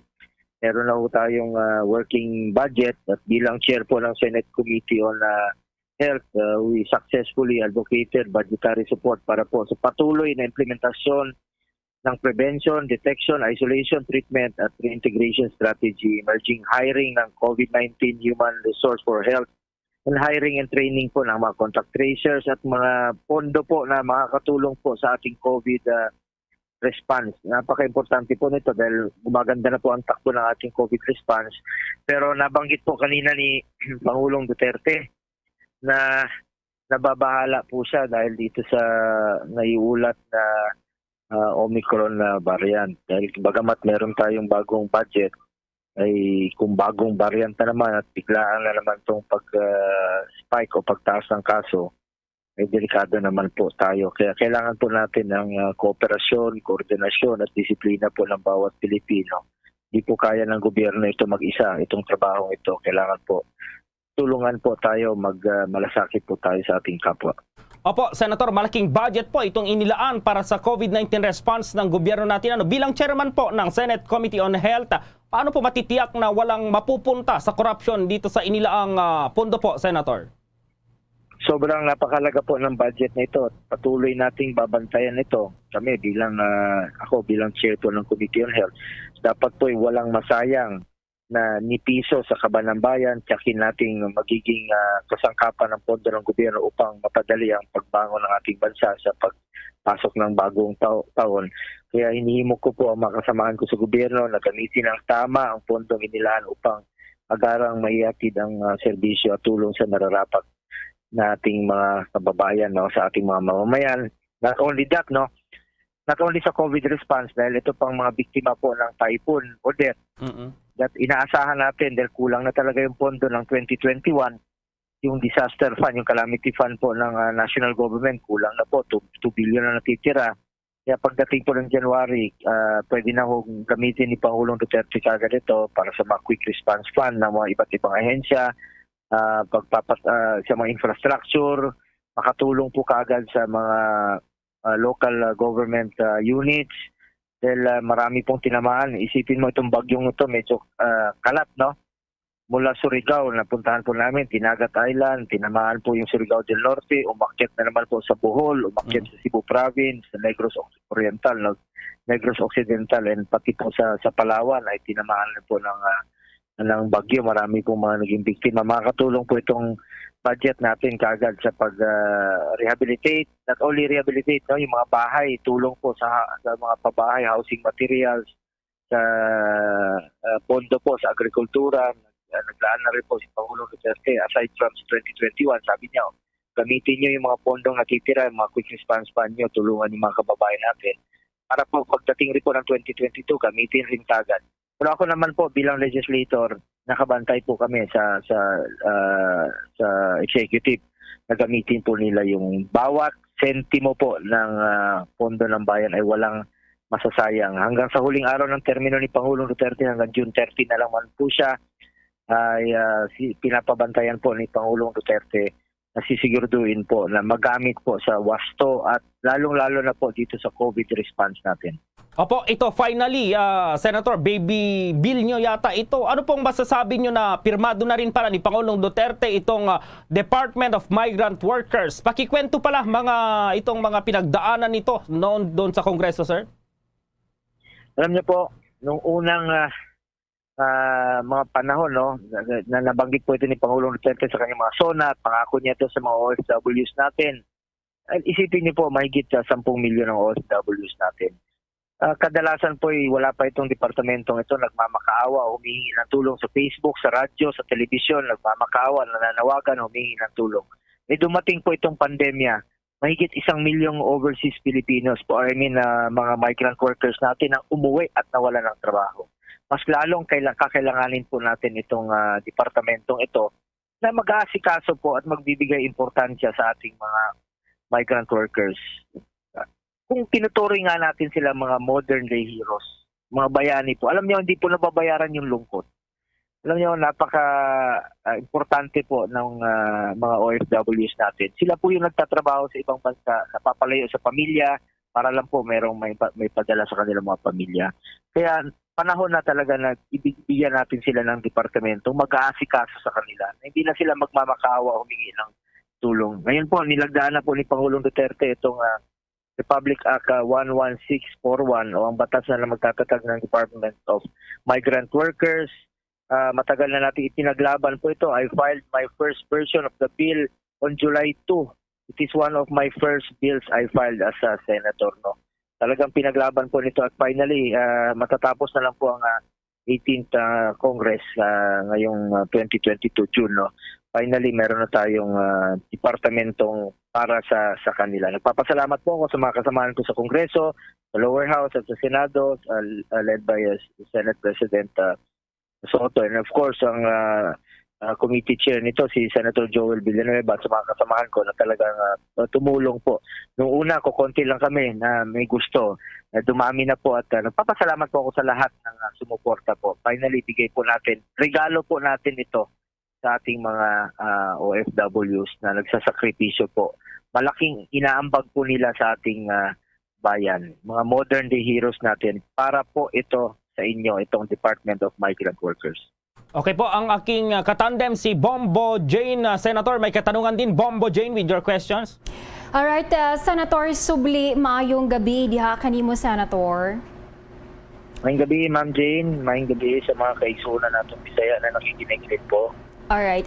Senator, ano na ngayon ang mangyayari sa mga attached bureaus sa DOLE at DFA na may kinalaman sa overseas Filipino workers? Lulusawi na ba sila o kukunin na ng bagong departamento, Senator?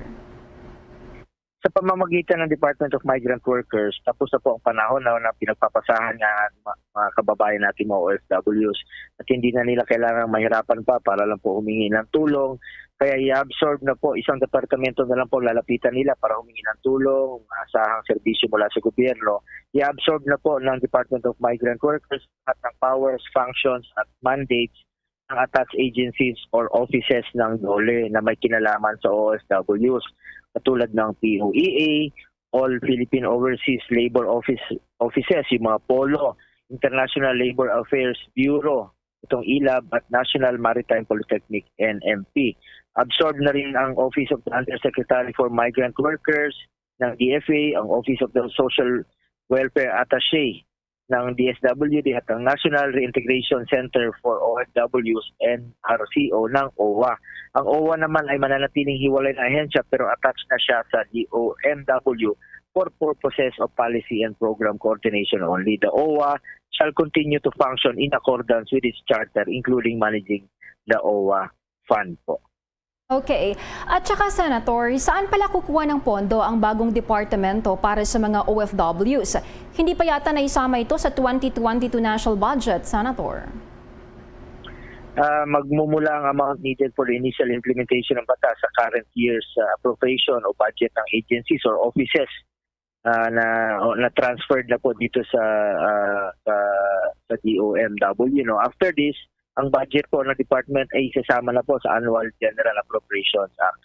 So tapos na po yung budget sa ngayon, nagkasabay po sila. So yun po muna, ang amount needed for initial implementation ay magagaling po sa kanilang appropriation po ng kanilang respective offices po. Okay. So, Senator, update na lang kung ilan na ba ang malasakit center sa buong bansa?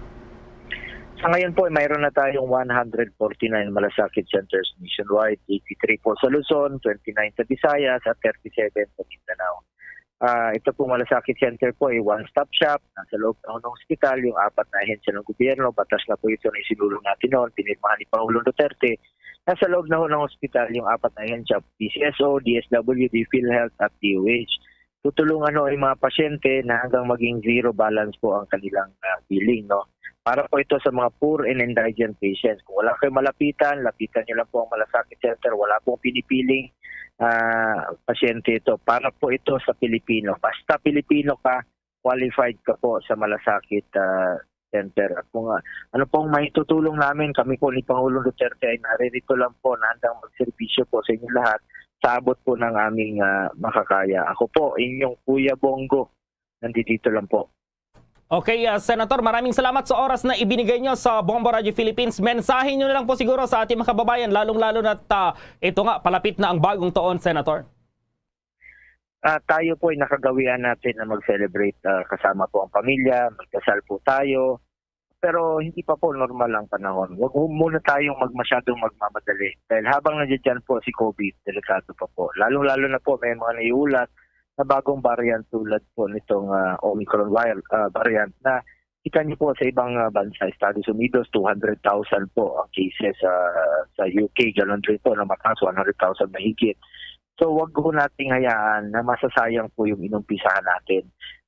Kung hindi pa po kayo bakunado, nandiyan naman po ang bakuna, libre naman po ito mula sa gobyerno, magpabakuna na po kayo, mas protektado po kayo. Ang bakuna po ang tanging susi o solusyon para unti-unti tayo makabalik sa ating normal na pamumuhay.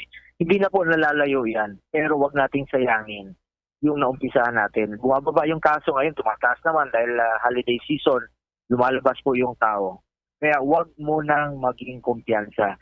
Mas mabuti nang tapusin muna natin to, makamta natin yung herd immunity na hindi na po kakalat yung sakit na COVID-19 bago tayo magkumpiyansa at lumabas. Kung maaari, maiwasan, wag mo nang magkumpiyansa. Kailangan po kooperasyon ng bawat isa. Disiplina po ng bawat isa. Napapansin ko, hindi masyado mataas yung kaso natin dito sa ating bansa. Dahil yung Pilipino ay disiplinado, nag-face mask. Patuloy po tayong mag-face mask at social distancing at huwag maging kumpiyansa po. Nakikiusap po kami ni Pangulong Duterte sa inyo. Buhay po at kalusugan ng bawat isa na nakataya dito. Maraming salamat po sa inyong pakikinig, sa mga kababayan kong Pilipino. Merry Christmas and a Happy New Year po sa inyong lahat. Magdasal tayo at mag-ingat po tayo. Okay, Merry Christmas at Happy New Year din po, Senator. Maraming salamat sa Bombo. Magandang gabi po. Ingat kayo. Po si Senator Bongo. Ang Department of Tourism daw, itong DOT nakikipag-ugnayan na sa iba't ibang ahensya ng pamahalaan. Kasunod na rin itong ulat hinggil pa rin sa hindi na pagsunod sa quarantine protocols ng ilang mga biyahero. At may report si Bombo Dave Vincent Pasit. Iniimbestiga na sa ngayon ng mga opisyal ng pamahalaan ang mga ulat hinggil sa hindi pagsunod ng ilang mga biyahero sa nakalatag na quarantine protocols. Ayon kay Tourism Secretary Bernadette Romulo Puyat, nakikipag-ugnayan na sa ngayon ang Department of Tourism sa iba't ibang ahensya ng pamahalaan para ma-validate ang mga reports hinggil sa isang individual na pinayagang makalabas ng quarantine hotel bago pa man matapos ang kanyang prescribed quarantine period.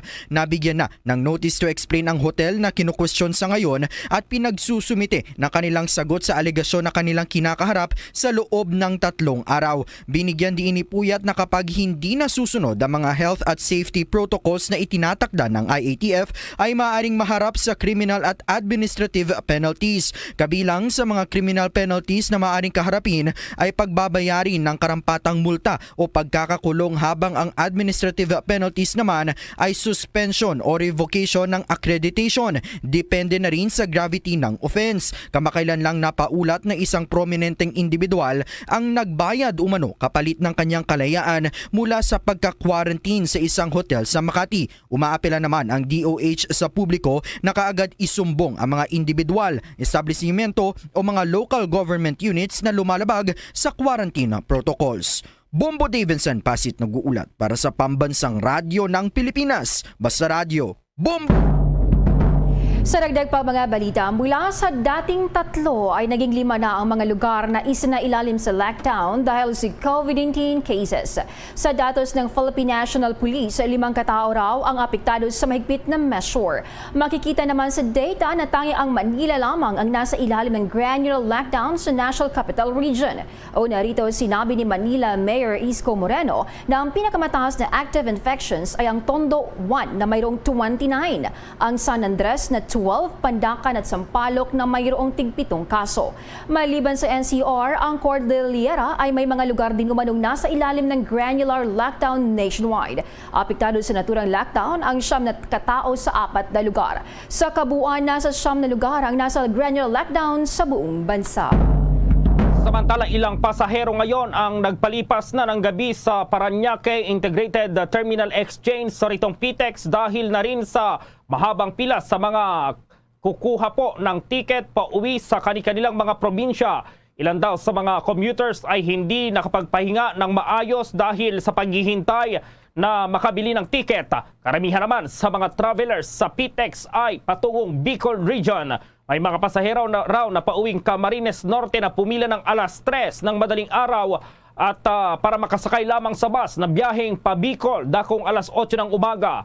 Dahil ito, umapela na ang ilang pasahero na magpatupad ang PTEX ng online booking sa mga papauwing Batangas para maiwasan daw ang mahabang pila. Ayaw daw kasi ng mga pasaherong sumakay ng mga van patungo sa kanilang lugar dahil mahal ng pamasahe na aabot daw ng hanggang 800 hanggang 1,000 pesos.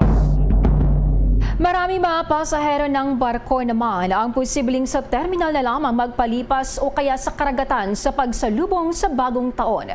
Kabilang sa mga stranded na pasahero ay biyaheng Bacolod at Cebu na nasa Northport Passenger Terminal sa Tondo, Maynila. Reklamo ng mga ito, hindi raw maagang nag-abiso ang Tugo na kansilado pala ngayong araw ang alis ng barko. Kabilang sa nakapanayam ng Bombo Radio ay si Rizaldi na nagkataong birthday pa ngayong araw kasabay ng Rizal Day. Nanggaling pa raw siya sa Baguio City at bibisitahin nila mag-asawa ang nabagyo nilang lugar sa may Castillana, Negros Occidental.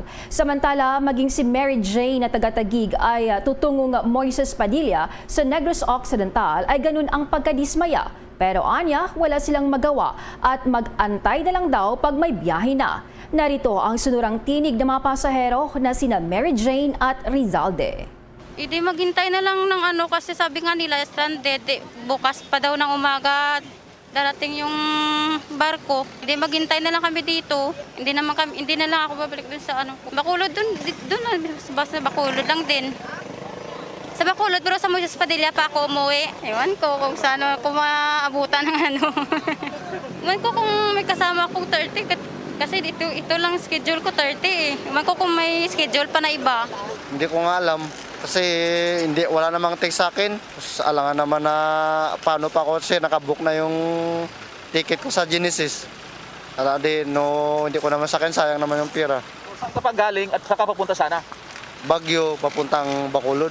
Saan ka mag-New Year ngayon yan? Pag nagbukas ka pang alis mo? Dito na. Dito na.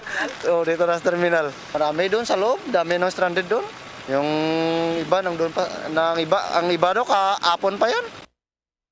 Kaugnay niyan nga po at sa mga sandaling ito ay makakasama po natin itong tagapagsalita ng Bureau of Immigration para alamin naman yung kalagayan sa mga airport matapos bumuhos itong mga pasahero sa mga bus terminals. At ma'am, magandang gabi po. Live na po tayo sa Bombo Radio Philippines Nationwide, worldwide po. Itong tagapagsalita ng Bureau of Immigration, si Dana Sandoval. Magandang gabi po, ma'am. Hi, magandang araw po sa inyo. Magandang araw din po sa mga tumatangkilik ng inyong programa. Opo, ma'am, kumustahin po namin ang kalagayan ng mga pasahero sa mga airport, lalo na sa mga bus terminals, sa mga pier ay bumuhos na itong mga pasaherong uuwi sa kanilang mga probinsya sa mga airport po, ma'am. Kumusta po itong biyahe ng mga outbound sa mga inbound passengers? Yes, generally speaking po, tumaas naman po yung bilang ng mga bumabiyahe as compared last year. Actually, nagdoble po yung bumabiyahe, papasok po at palabas ng bansa. Pero hindi pa rin po natin nakikita yung dami ng mga bumabiyahe po pre-pandemic. Nung bago po mag-pandemya, nasa mahigit 1 milyon po kada buwan ang umaalis po at dumadating sa bansa. Ngayon po, very little, as low as I think around 140,000 po arrivals and 145,000 departures ang nakikita po natin nito pong buwan ng Disyembre. Nito po lalo na nitong Christmas and nitong nakaraang Christmas Eve at saka Christmas Day po. Medyo tumaas din po pero mas konti pa rin po as compared to pre-pandemic figures. Opo, ngayong papalapit ang bagong taon, kumusta naman yung mga pasaherong uuwi sa kanilang mga probinsya, ma'am, maging yung mga aalis sa bansa ng mga pasahero po? Normally po, kapag ganitong period, holiday season, talagang madami po yung mga bumabiyahe. But dahil nga po sa pandemya and of course dun sa mga travel restrictions na ating ini-impose po ngayon because of the Omicron variant, sa tingin po natin ay bahagya lamang natataas ang bilang po ng mga bumabiyahe for this coming new year. And ang ating manpower naman po ay sapat at full force po yung ating mga tauhan sa ating mga airports and seaports na naka-ready po na magserbisyo kung kinakailangan. Meron din po tayo na nakatalaga na backup team, rapid response team ang tawag po natin dyan, na will immediately assist po yung mga ating mga frontliners para po maibsan yung dami po ng mga bumabiyahe kung sakali po na tumaas yung figures po natin by the new year. Opo, ma'am, yung sa mga bumabiyahe po ngayon, sino po yung mga pinakamarami sa kanila ngayon? Lalo na't nagluwag na rin po itong mga restrictions natin at yung mga iba po dyan ay mga banyaga na rin po, nakakapasok at lumalabas na rin po dito sa Pilipinas.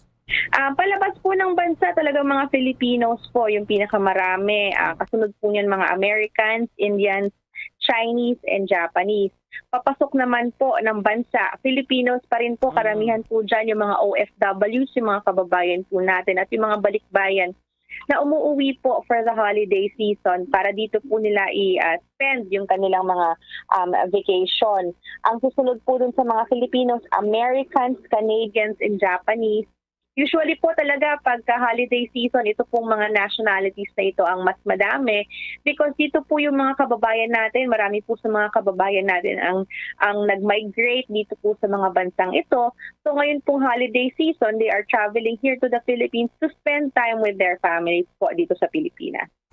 Kapag hindi po pala pumutok itong issue ng Omicron variant, ma'am, ano po yung target ng Bureau of Immigration na mga outbound at saka yung mga inbound passengers ngayong December po?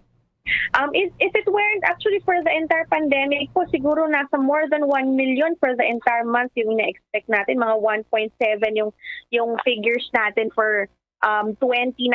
So supposedly it's higher than that kasi yung trend talaga natin is through the years, pataas ng pataas kada taon yung bumabiyahe po internationally, both papasok and palabas. But because of the pandemic, drastically bumaba po yan to 41,000 po na arrivals for the entire December. Talagang napakalaki po nung difference niyan from the pre-pandemic figures. And nadama po talaga natin ng ating travel sector, ng tourism sector. Ito pong effects nitong mababang dami po ng bumabiyahe. But hopefully, nakikita po natin, we are positive naman po na dahan-dahan po magre-recover hopefully by the first quarter of the next year. Magre-recover po unti-unti ang ating international tourism, international travel sector. Following po yung aggressive vaccination campaign ng government, pati po ng mga ibang bansa. Ang aking partner po, ma'am, si Bombo Jane, may katanungan po. Bombo Jane, go ahead. Ma'am Dana, yung sitwasyon po pala ngayon dyan sa NAIA at iba pang paliparan, kumusta na po? Hindi naman po ba siksikan kahit bagyang dumami ang mga pasahero ngayong buwan ng December? Hindi naman po, we are able to maintain social distancing dito po sa ating immigration area.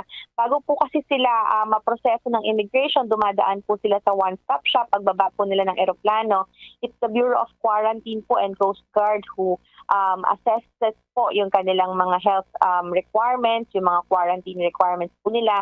Separate po sila into categories, mga OFWs po, mga mga tourists, and all before they proceed to the immigration. So, kumbaga they come in trickles pagpasok po nila sa immigration area.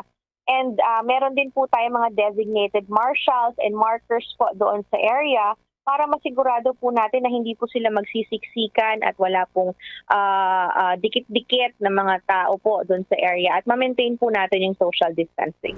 So, masasabi po nating smooth sailing pa rin po ang sitwasyon ngayon, ma'am? We can say that po, and actually ready rin po tayo kung sakali pong bumuhos pa po yung dami ng mga pasahero Okay. And then, Ma'am Dana, maki-update na rin po kami dito sa mga illegal aliens na nakapasok dito sa ating bansa na pinadeport ng BI. Well, even may pandemic po, aggressive po yung ating mga kawani dito po sa paghuli at pag-deport, pag-blacklist po nitong mga illegal aliens who are in the country po, not following, hindi sumusunod sa ating mga immigration policies. For this year po, up until I think November rather, of this year, nasa mahigit 3,000 na po, 3,142 na po yung na-deport ng Bureau of Immigration ng mga illegal aliens po na nahuli at nakita po, napatunayan na sila po ay may violation dito po sa ating Philippine Immigration Act. Kumustahin na rin po namin, Ma'am Dana, itong isasagawa ninyong annual report sa mga banyagang gustong manirahan dito sa bansa. Yes, it's very nice po na nabanggit ninyo. Tamang-tama po, ma-plug ko na po. Yes, for yung mga foreign nationals po who have long-term visas. So ito po yung mga visas na issue ng Bureau who are working here, studying here, permanently living here or retired here, and they have their ACRI cards. They are required po by law to present themselves to the Bureau of Immigration, to any participating immigration office nationwide for the first 60 days of the year. So kailangan po yan, mag-annual report po ang tawag dyan.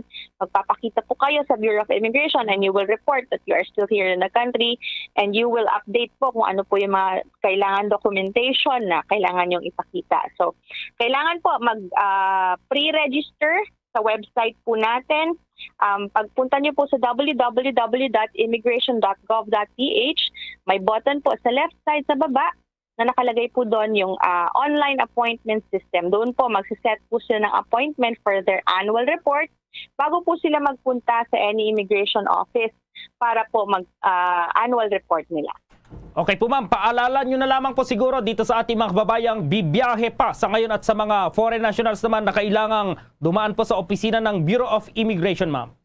Siguro po firstly, dun sa mga babiyahe po, always check. Lagi ko pong sinasabi, para po akong sirang plaka minsan, pero I always say po, check, double check, triple check po yung mga requirements, lalo po yung mga outbound dun po sa iba't ibang bansa. Because nito pong Omicron variant, ito pong mga bagong variants na ito, compels some countries po to add requirements for travel o di kaya po quarantine, added quarantine restrictions. So kailangan nyo pong i-consider yan doon sa biyahe ninyo. Always check, double check, triple check po yung mga requirements nyo. Para naman po sa Pilipinas, you can visit po yung website natin www.immigration.gov.ph para po sa latest updates dito po sa mga travel restrictions natin. And for those naman po foreign nationals who are here in the country, with their long-term visas, with their ACRI cards, please do not forget to go to any immigration office po, any participating immigration office nationwide for your annual report po for the first 60 days of the year 2022. Yun lamang po, sir. With that, maraming salamat po sa walang sawa ninyong pagsagot sa aming mga tawag kahit holiday season para ma-inform po yung ating mga kababayan, lalo na po sa mga kaganapan dyan sa Bureau of Immigration po. Happy New Year po, ma'am. Anytime po. Salamat po. Mabuhay po kayo and Happy New Year po. Happy New Year sa inyo. Muli namang binuksan ng New Bilibid Prison o NBP sa Muntinlupa City ang medium security camp nito para bisitahin ang mga persons deprived of liberty o itong mga PDLs. Sa isang pahayag, sinabi ng Bucor na ang hakbang ay naglalayong palakasin ang moral at muling pagkonekta ng mga PDL sa kanilang mga mahal sa buhay. Sinabi nito na mula nang magsimula ang pandemya, ang pribilehiyo daw ng pagbisita sa mga PDL ay nakansela upang maprotektahan ang kanilang kapakanan at maiwasan po ang pagkalad ng COVID-19 virus sa loob ng kampo. Sa ilalim ng guidelines, sinabi ng Bucor po na ang mga bisita ay kinakailangang magsuot ng face mask at face shield at magpakita ng vaccination card o negatibong rapid antigen test result na kinuha sa loob ng 24 hours bago pa sila pumasok. Ang mga oras naman ng pagbisita ay nakatakda sa pagitan ng alas 7 ng umaga hanggang alas 3 ng hapon para sa mga PDL sa Building 1 tuwing Miyerkules, Building 2 tuwing Huwebes, ang Building 7 tuwing Biyernes, Building 5 at 6 naman tuwing Sabado at Building 4 at AICA Dorm tuwing Linggo. Ang mga lituntunin ay nagbibigay din na isang bisita lamang ang papayagang makakita po sa mga PDL isang beses sa isang linggo para sa maximum na 2 oras. Ang mga hindi pinapayagang bumisita ay 12 taong gulang pababa, itong 60 years old pataas naman, mga buntis at yung mga immunocompromised. Lumalabas sa talaan ng Bucor na noong Disyembre 16 kabuang 27,529 na PDL ang nabakunahan na po laban sa COVID-19. Ang NBP ay may kabuang populasyon na itong 28,516. Iniulat naman ng PLDT Incorporated na hindi bababa sa 90% ng mga wireless services ang naibalik sa Visayas habang 60% naman sa fixed services na naka-back up. Sinira ng Bagyong Odette ang mga critical na telecommunication at linya ng kuryente sa katimugang bahagi ng bansa. Sa Mindanao, sinabi ng PLDT na sa last mile restoration na ang mga engineer. Ang mga wireless services ay tumaas sa higit 98% ng riyon habang ang mga fixed services ay malapit na sa full restoration. Major repairs naman ang nakatakda para sa Dinagat Island at Surigao del Norte, kabilang ang Siargao. Sinabi yan ng telco operator. Ang mga gumagamit gayon pa man ay pinaalalahanan na mga serbisyo ay maaaring mapiktuhan ng pagkakaroon ng komersyal na kapangyarihan at mga pagbawas sa fiber. Samantala, ang PLDT Smart Communications at PLDT Smart Foundation ay nagpabot ng tulong sa ilang apektadong lugar, kabilang ang Pitugo sa Bohol. Magugunit ng si Odette ang pinakamalakas na bagyong tumama sa bansa. Lahat ng mga pangunahing kumpanya ng telecommunications ay nagtatrabaho sa pagpapanambalik ng buong serbisyo sa mga lugar na sinalanta ng bagyong Odette. Yung granular lockdowns naman ipatutupad sa mga lugar sa National Capital Region na may mataas na kaso ng COVID-19 at may report ang Star FM Manila. Sinabi ni Parañaque City Mayor Edwin Olivares nitong Huwebes, Disyembre 30, na dahil sa nakababahala na pagkalat ng Omicron variant ng coronavirus disease or COVID-19 na nananalasa na naman sa buong mundo, ang National Capital Region ay mananatili pa rin sa ilalim ng Alert Level 2 hanggang Disyembre 31 at ipapatupad ang granular lockdown sa mga lugar kung saan magkakaroon ng mga pagtaas ng kaso ng COVID-19. Idinagdag pa na wala pang rekomendasyon galing sa Metro Manila Council ang susunod na alert level na siya namang ipapatupad sa Metro Manila simula January 2022. Ang Metro Manila Council gayon din ang mga local government units ay magpapatupad muna pansamantala ng granular lockdown kung saan magkakaroon ng clustering ang isang bahay o kalsada para hindi maapektuhan ang buong barangay. Ani pa ni Olivares na imumungkahi ng Metro Manila Council sa IATF ang posibleng pagpapatupad ng mandatory vaccination sa National Capital Region. Para sa Bombo Network News, mula dito sa 102.7 Star FM Manila, Star DJ John Marino para sa Pambansang Radyo ng Pilipinas, Basta Radyo, Bombo! Sa mga sandaling ito, kumuha tayo ng update sapagkat may mga tribo daw dyan sa Surigao del Norte itong apektado rin ng bagyong Odette. At may report ang Bombo Radio Butuan. Aabot na sa 86 pamilyang mamanwa mula sa Sitio Matangali, Barangay Anaw-Awon sa bayan na San Francisco, Surigao del Norte ang mas nakaramdam ngayon ng takot dahil sa naganap na enkwentro sa pagitan ng tropa ng gobyerno at mga rebelling New People's Army o NPA. Ayon kay Bombo Surigao del Norte correspondent Ruel Hipulan, sa eksesibong panayam ng Bombo Radio Philippines, kanila naabutan sa nasabing lugar ang mga residenteng kanya-kanya ng tago dahil sa sunod-sunod na putok ng armas. Mayroon na umiiyak dahil sa sobrang takot, lalo na't na-trauma na ang karamihan sa kanila dahil sa bagsik na hagupit ng bagyong Odette. Nanawagan din ito sa lahat na tulungan ang lahat ng apektado ni Odette para sa magaang loob nilang pagbangon sa lalo na't karamihan sa kanila ay walang bahay na masisilungan tuwing tag-init at tag-ulan kung kaya't marami na rin ang nagkakasakit. Ipinaabot na umanon niya ito sa probinsyal ng pamahalaan, ngunit dismayado siya matapos aminin nito na mahirap pasukin ang nasabing lugar dahil sa maya't mayang magaganap na armed conflict. Bombo Gerald at Bombo Jane at ipakinggan ang panawagan ng ilang mga residente na apektado na hagupit ni Odette at armed conflict sa Sitio Matangali, Barangay Anaw-Awon sa bayan ng San Francisco, Agusan del Sur. Pangayo mig mga suporta namo hinabang sa gobyerno sir kay para na bahalag pila naman panginabuhian lamang makakaon lamang kami sir. Sa amo bayay kun ikatabang nido bisan sa mga ato pradaan sir na dili gadud kami matiyuan labi na gadud namo mga kabataan. Kana sir ang pinaka-importante namo labi na gadud kay nagira-gira pa kami diri sir bago pa gira pa. Uno naman ini Yan, Bombo Gerald at Bombo Jane, apila na ila sa mga tribong mamanwa sa panayam ng Bombo News Team. Mula dito sa himpilan ng Bombo Radio Butuan, ito si Bombo Giselle Villanueva para sa Pambansang Radyo ng Pilipinas, Basta Radio, Bombo! Bombo Sports News.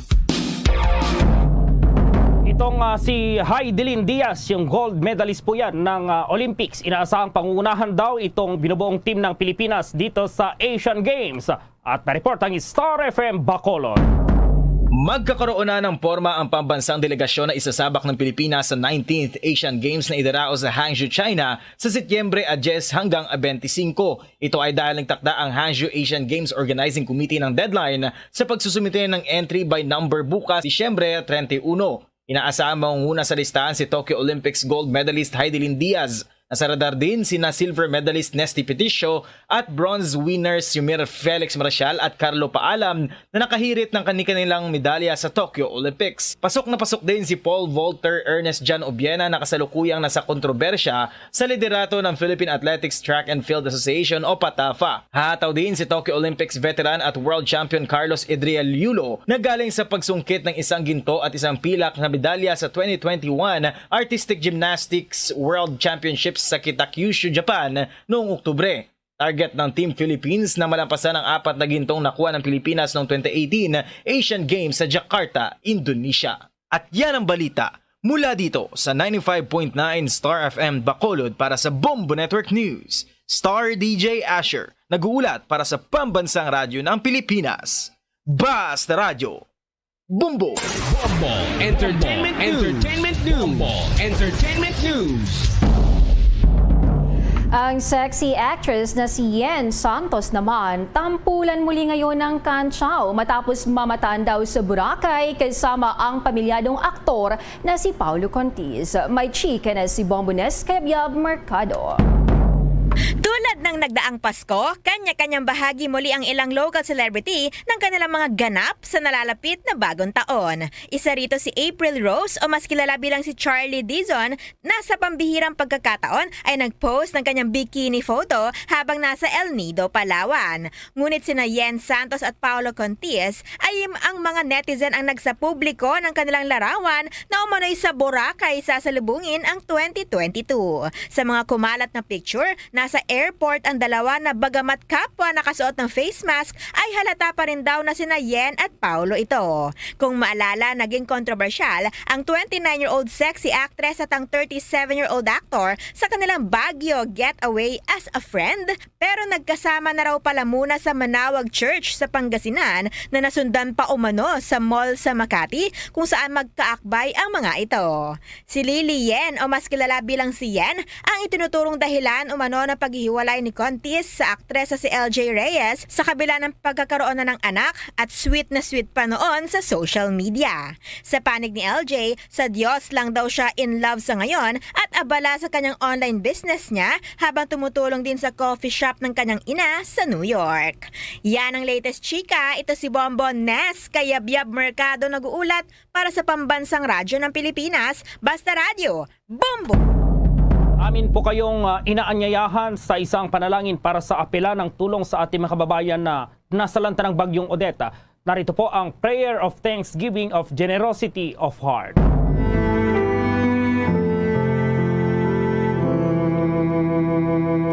Lord, in this time of great need, we plead you for your mercy for those who suffer the effects of Typhoon Odette, as we thank you for the many who were spared from its destructive powers. Up to now, many people are afraid. Many are anxious, fearing their loved ones are among the dead and fearing for their future and safety.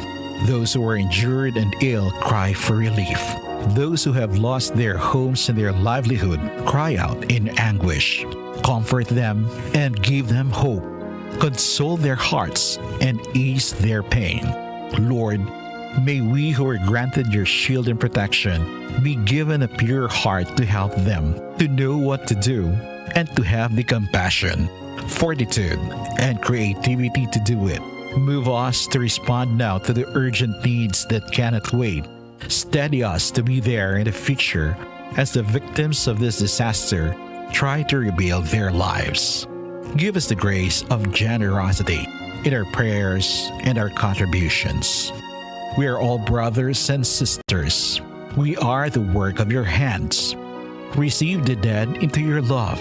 Comfort the survivors with the power and protection of your peace. May we love as you love, and may we all find peace in this tumultuous world. Our help is in the name of the Lord, who made heaven and earth. Amen.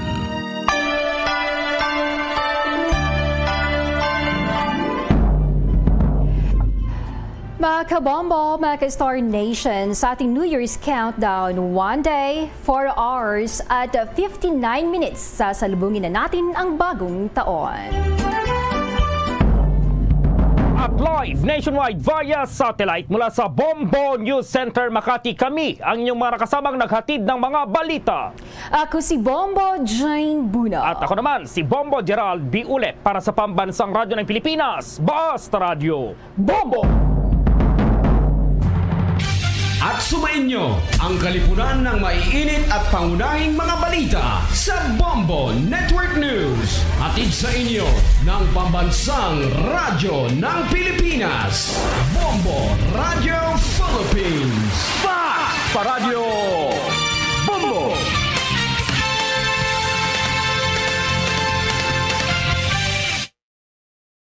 To All Star Nation and Kabombo, we all would like to greet you.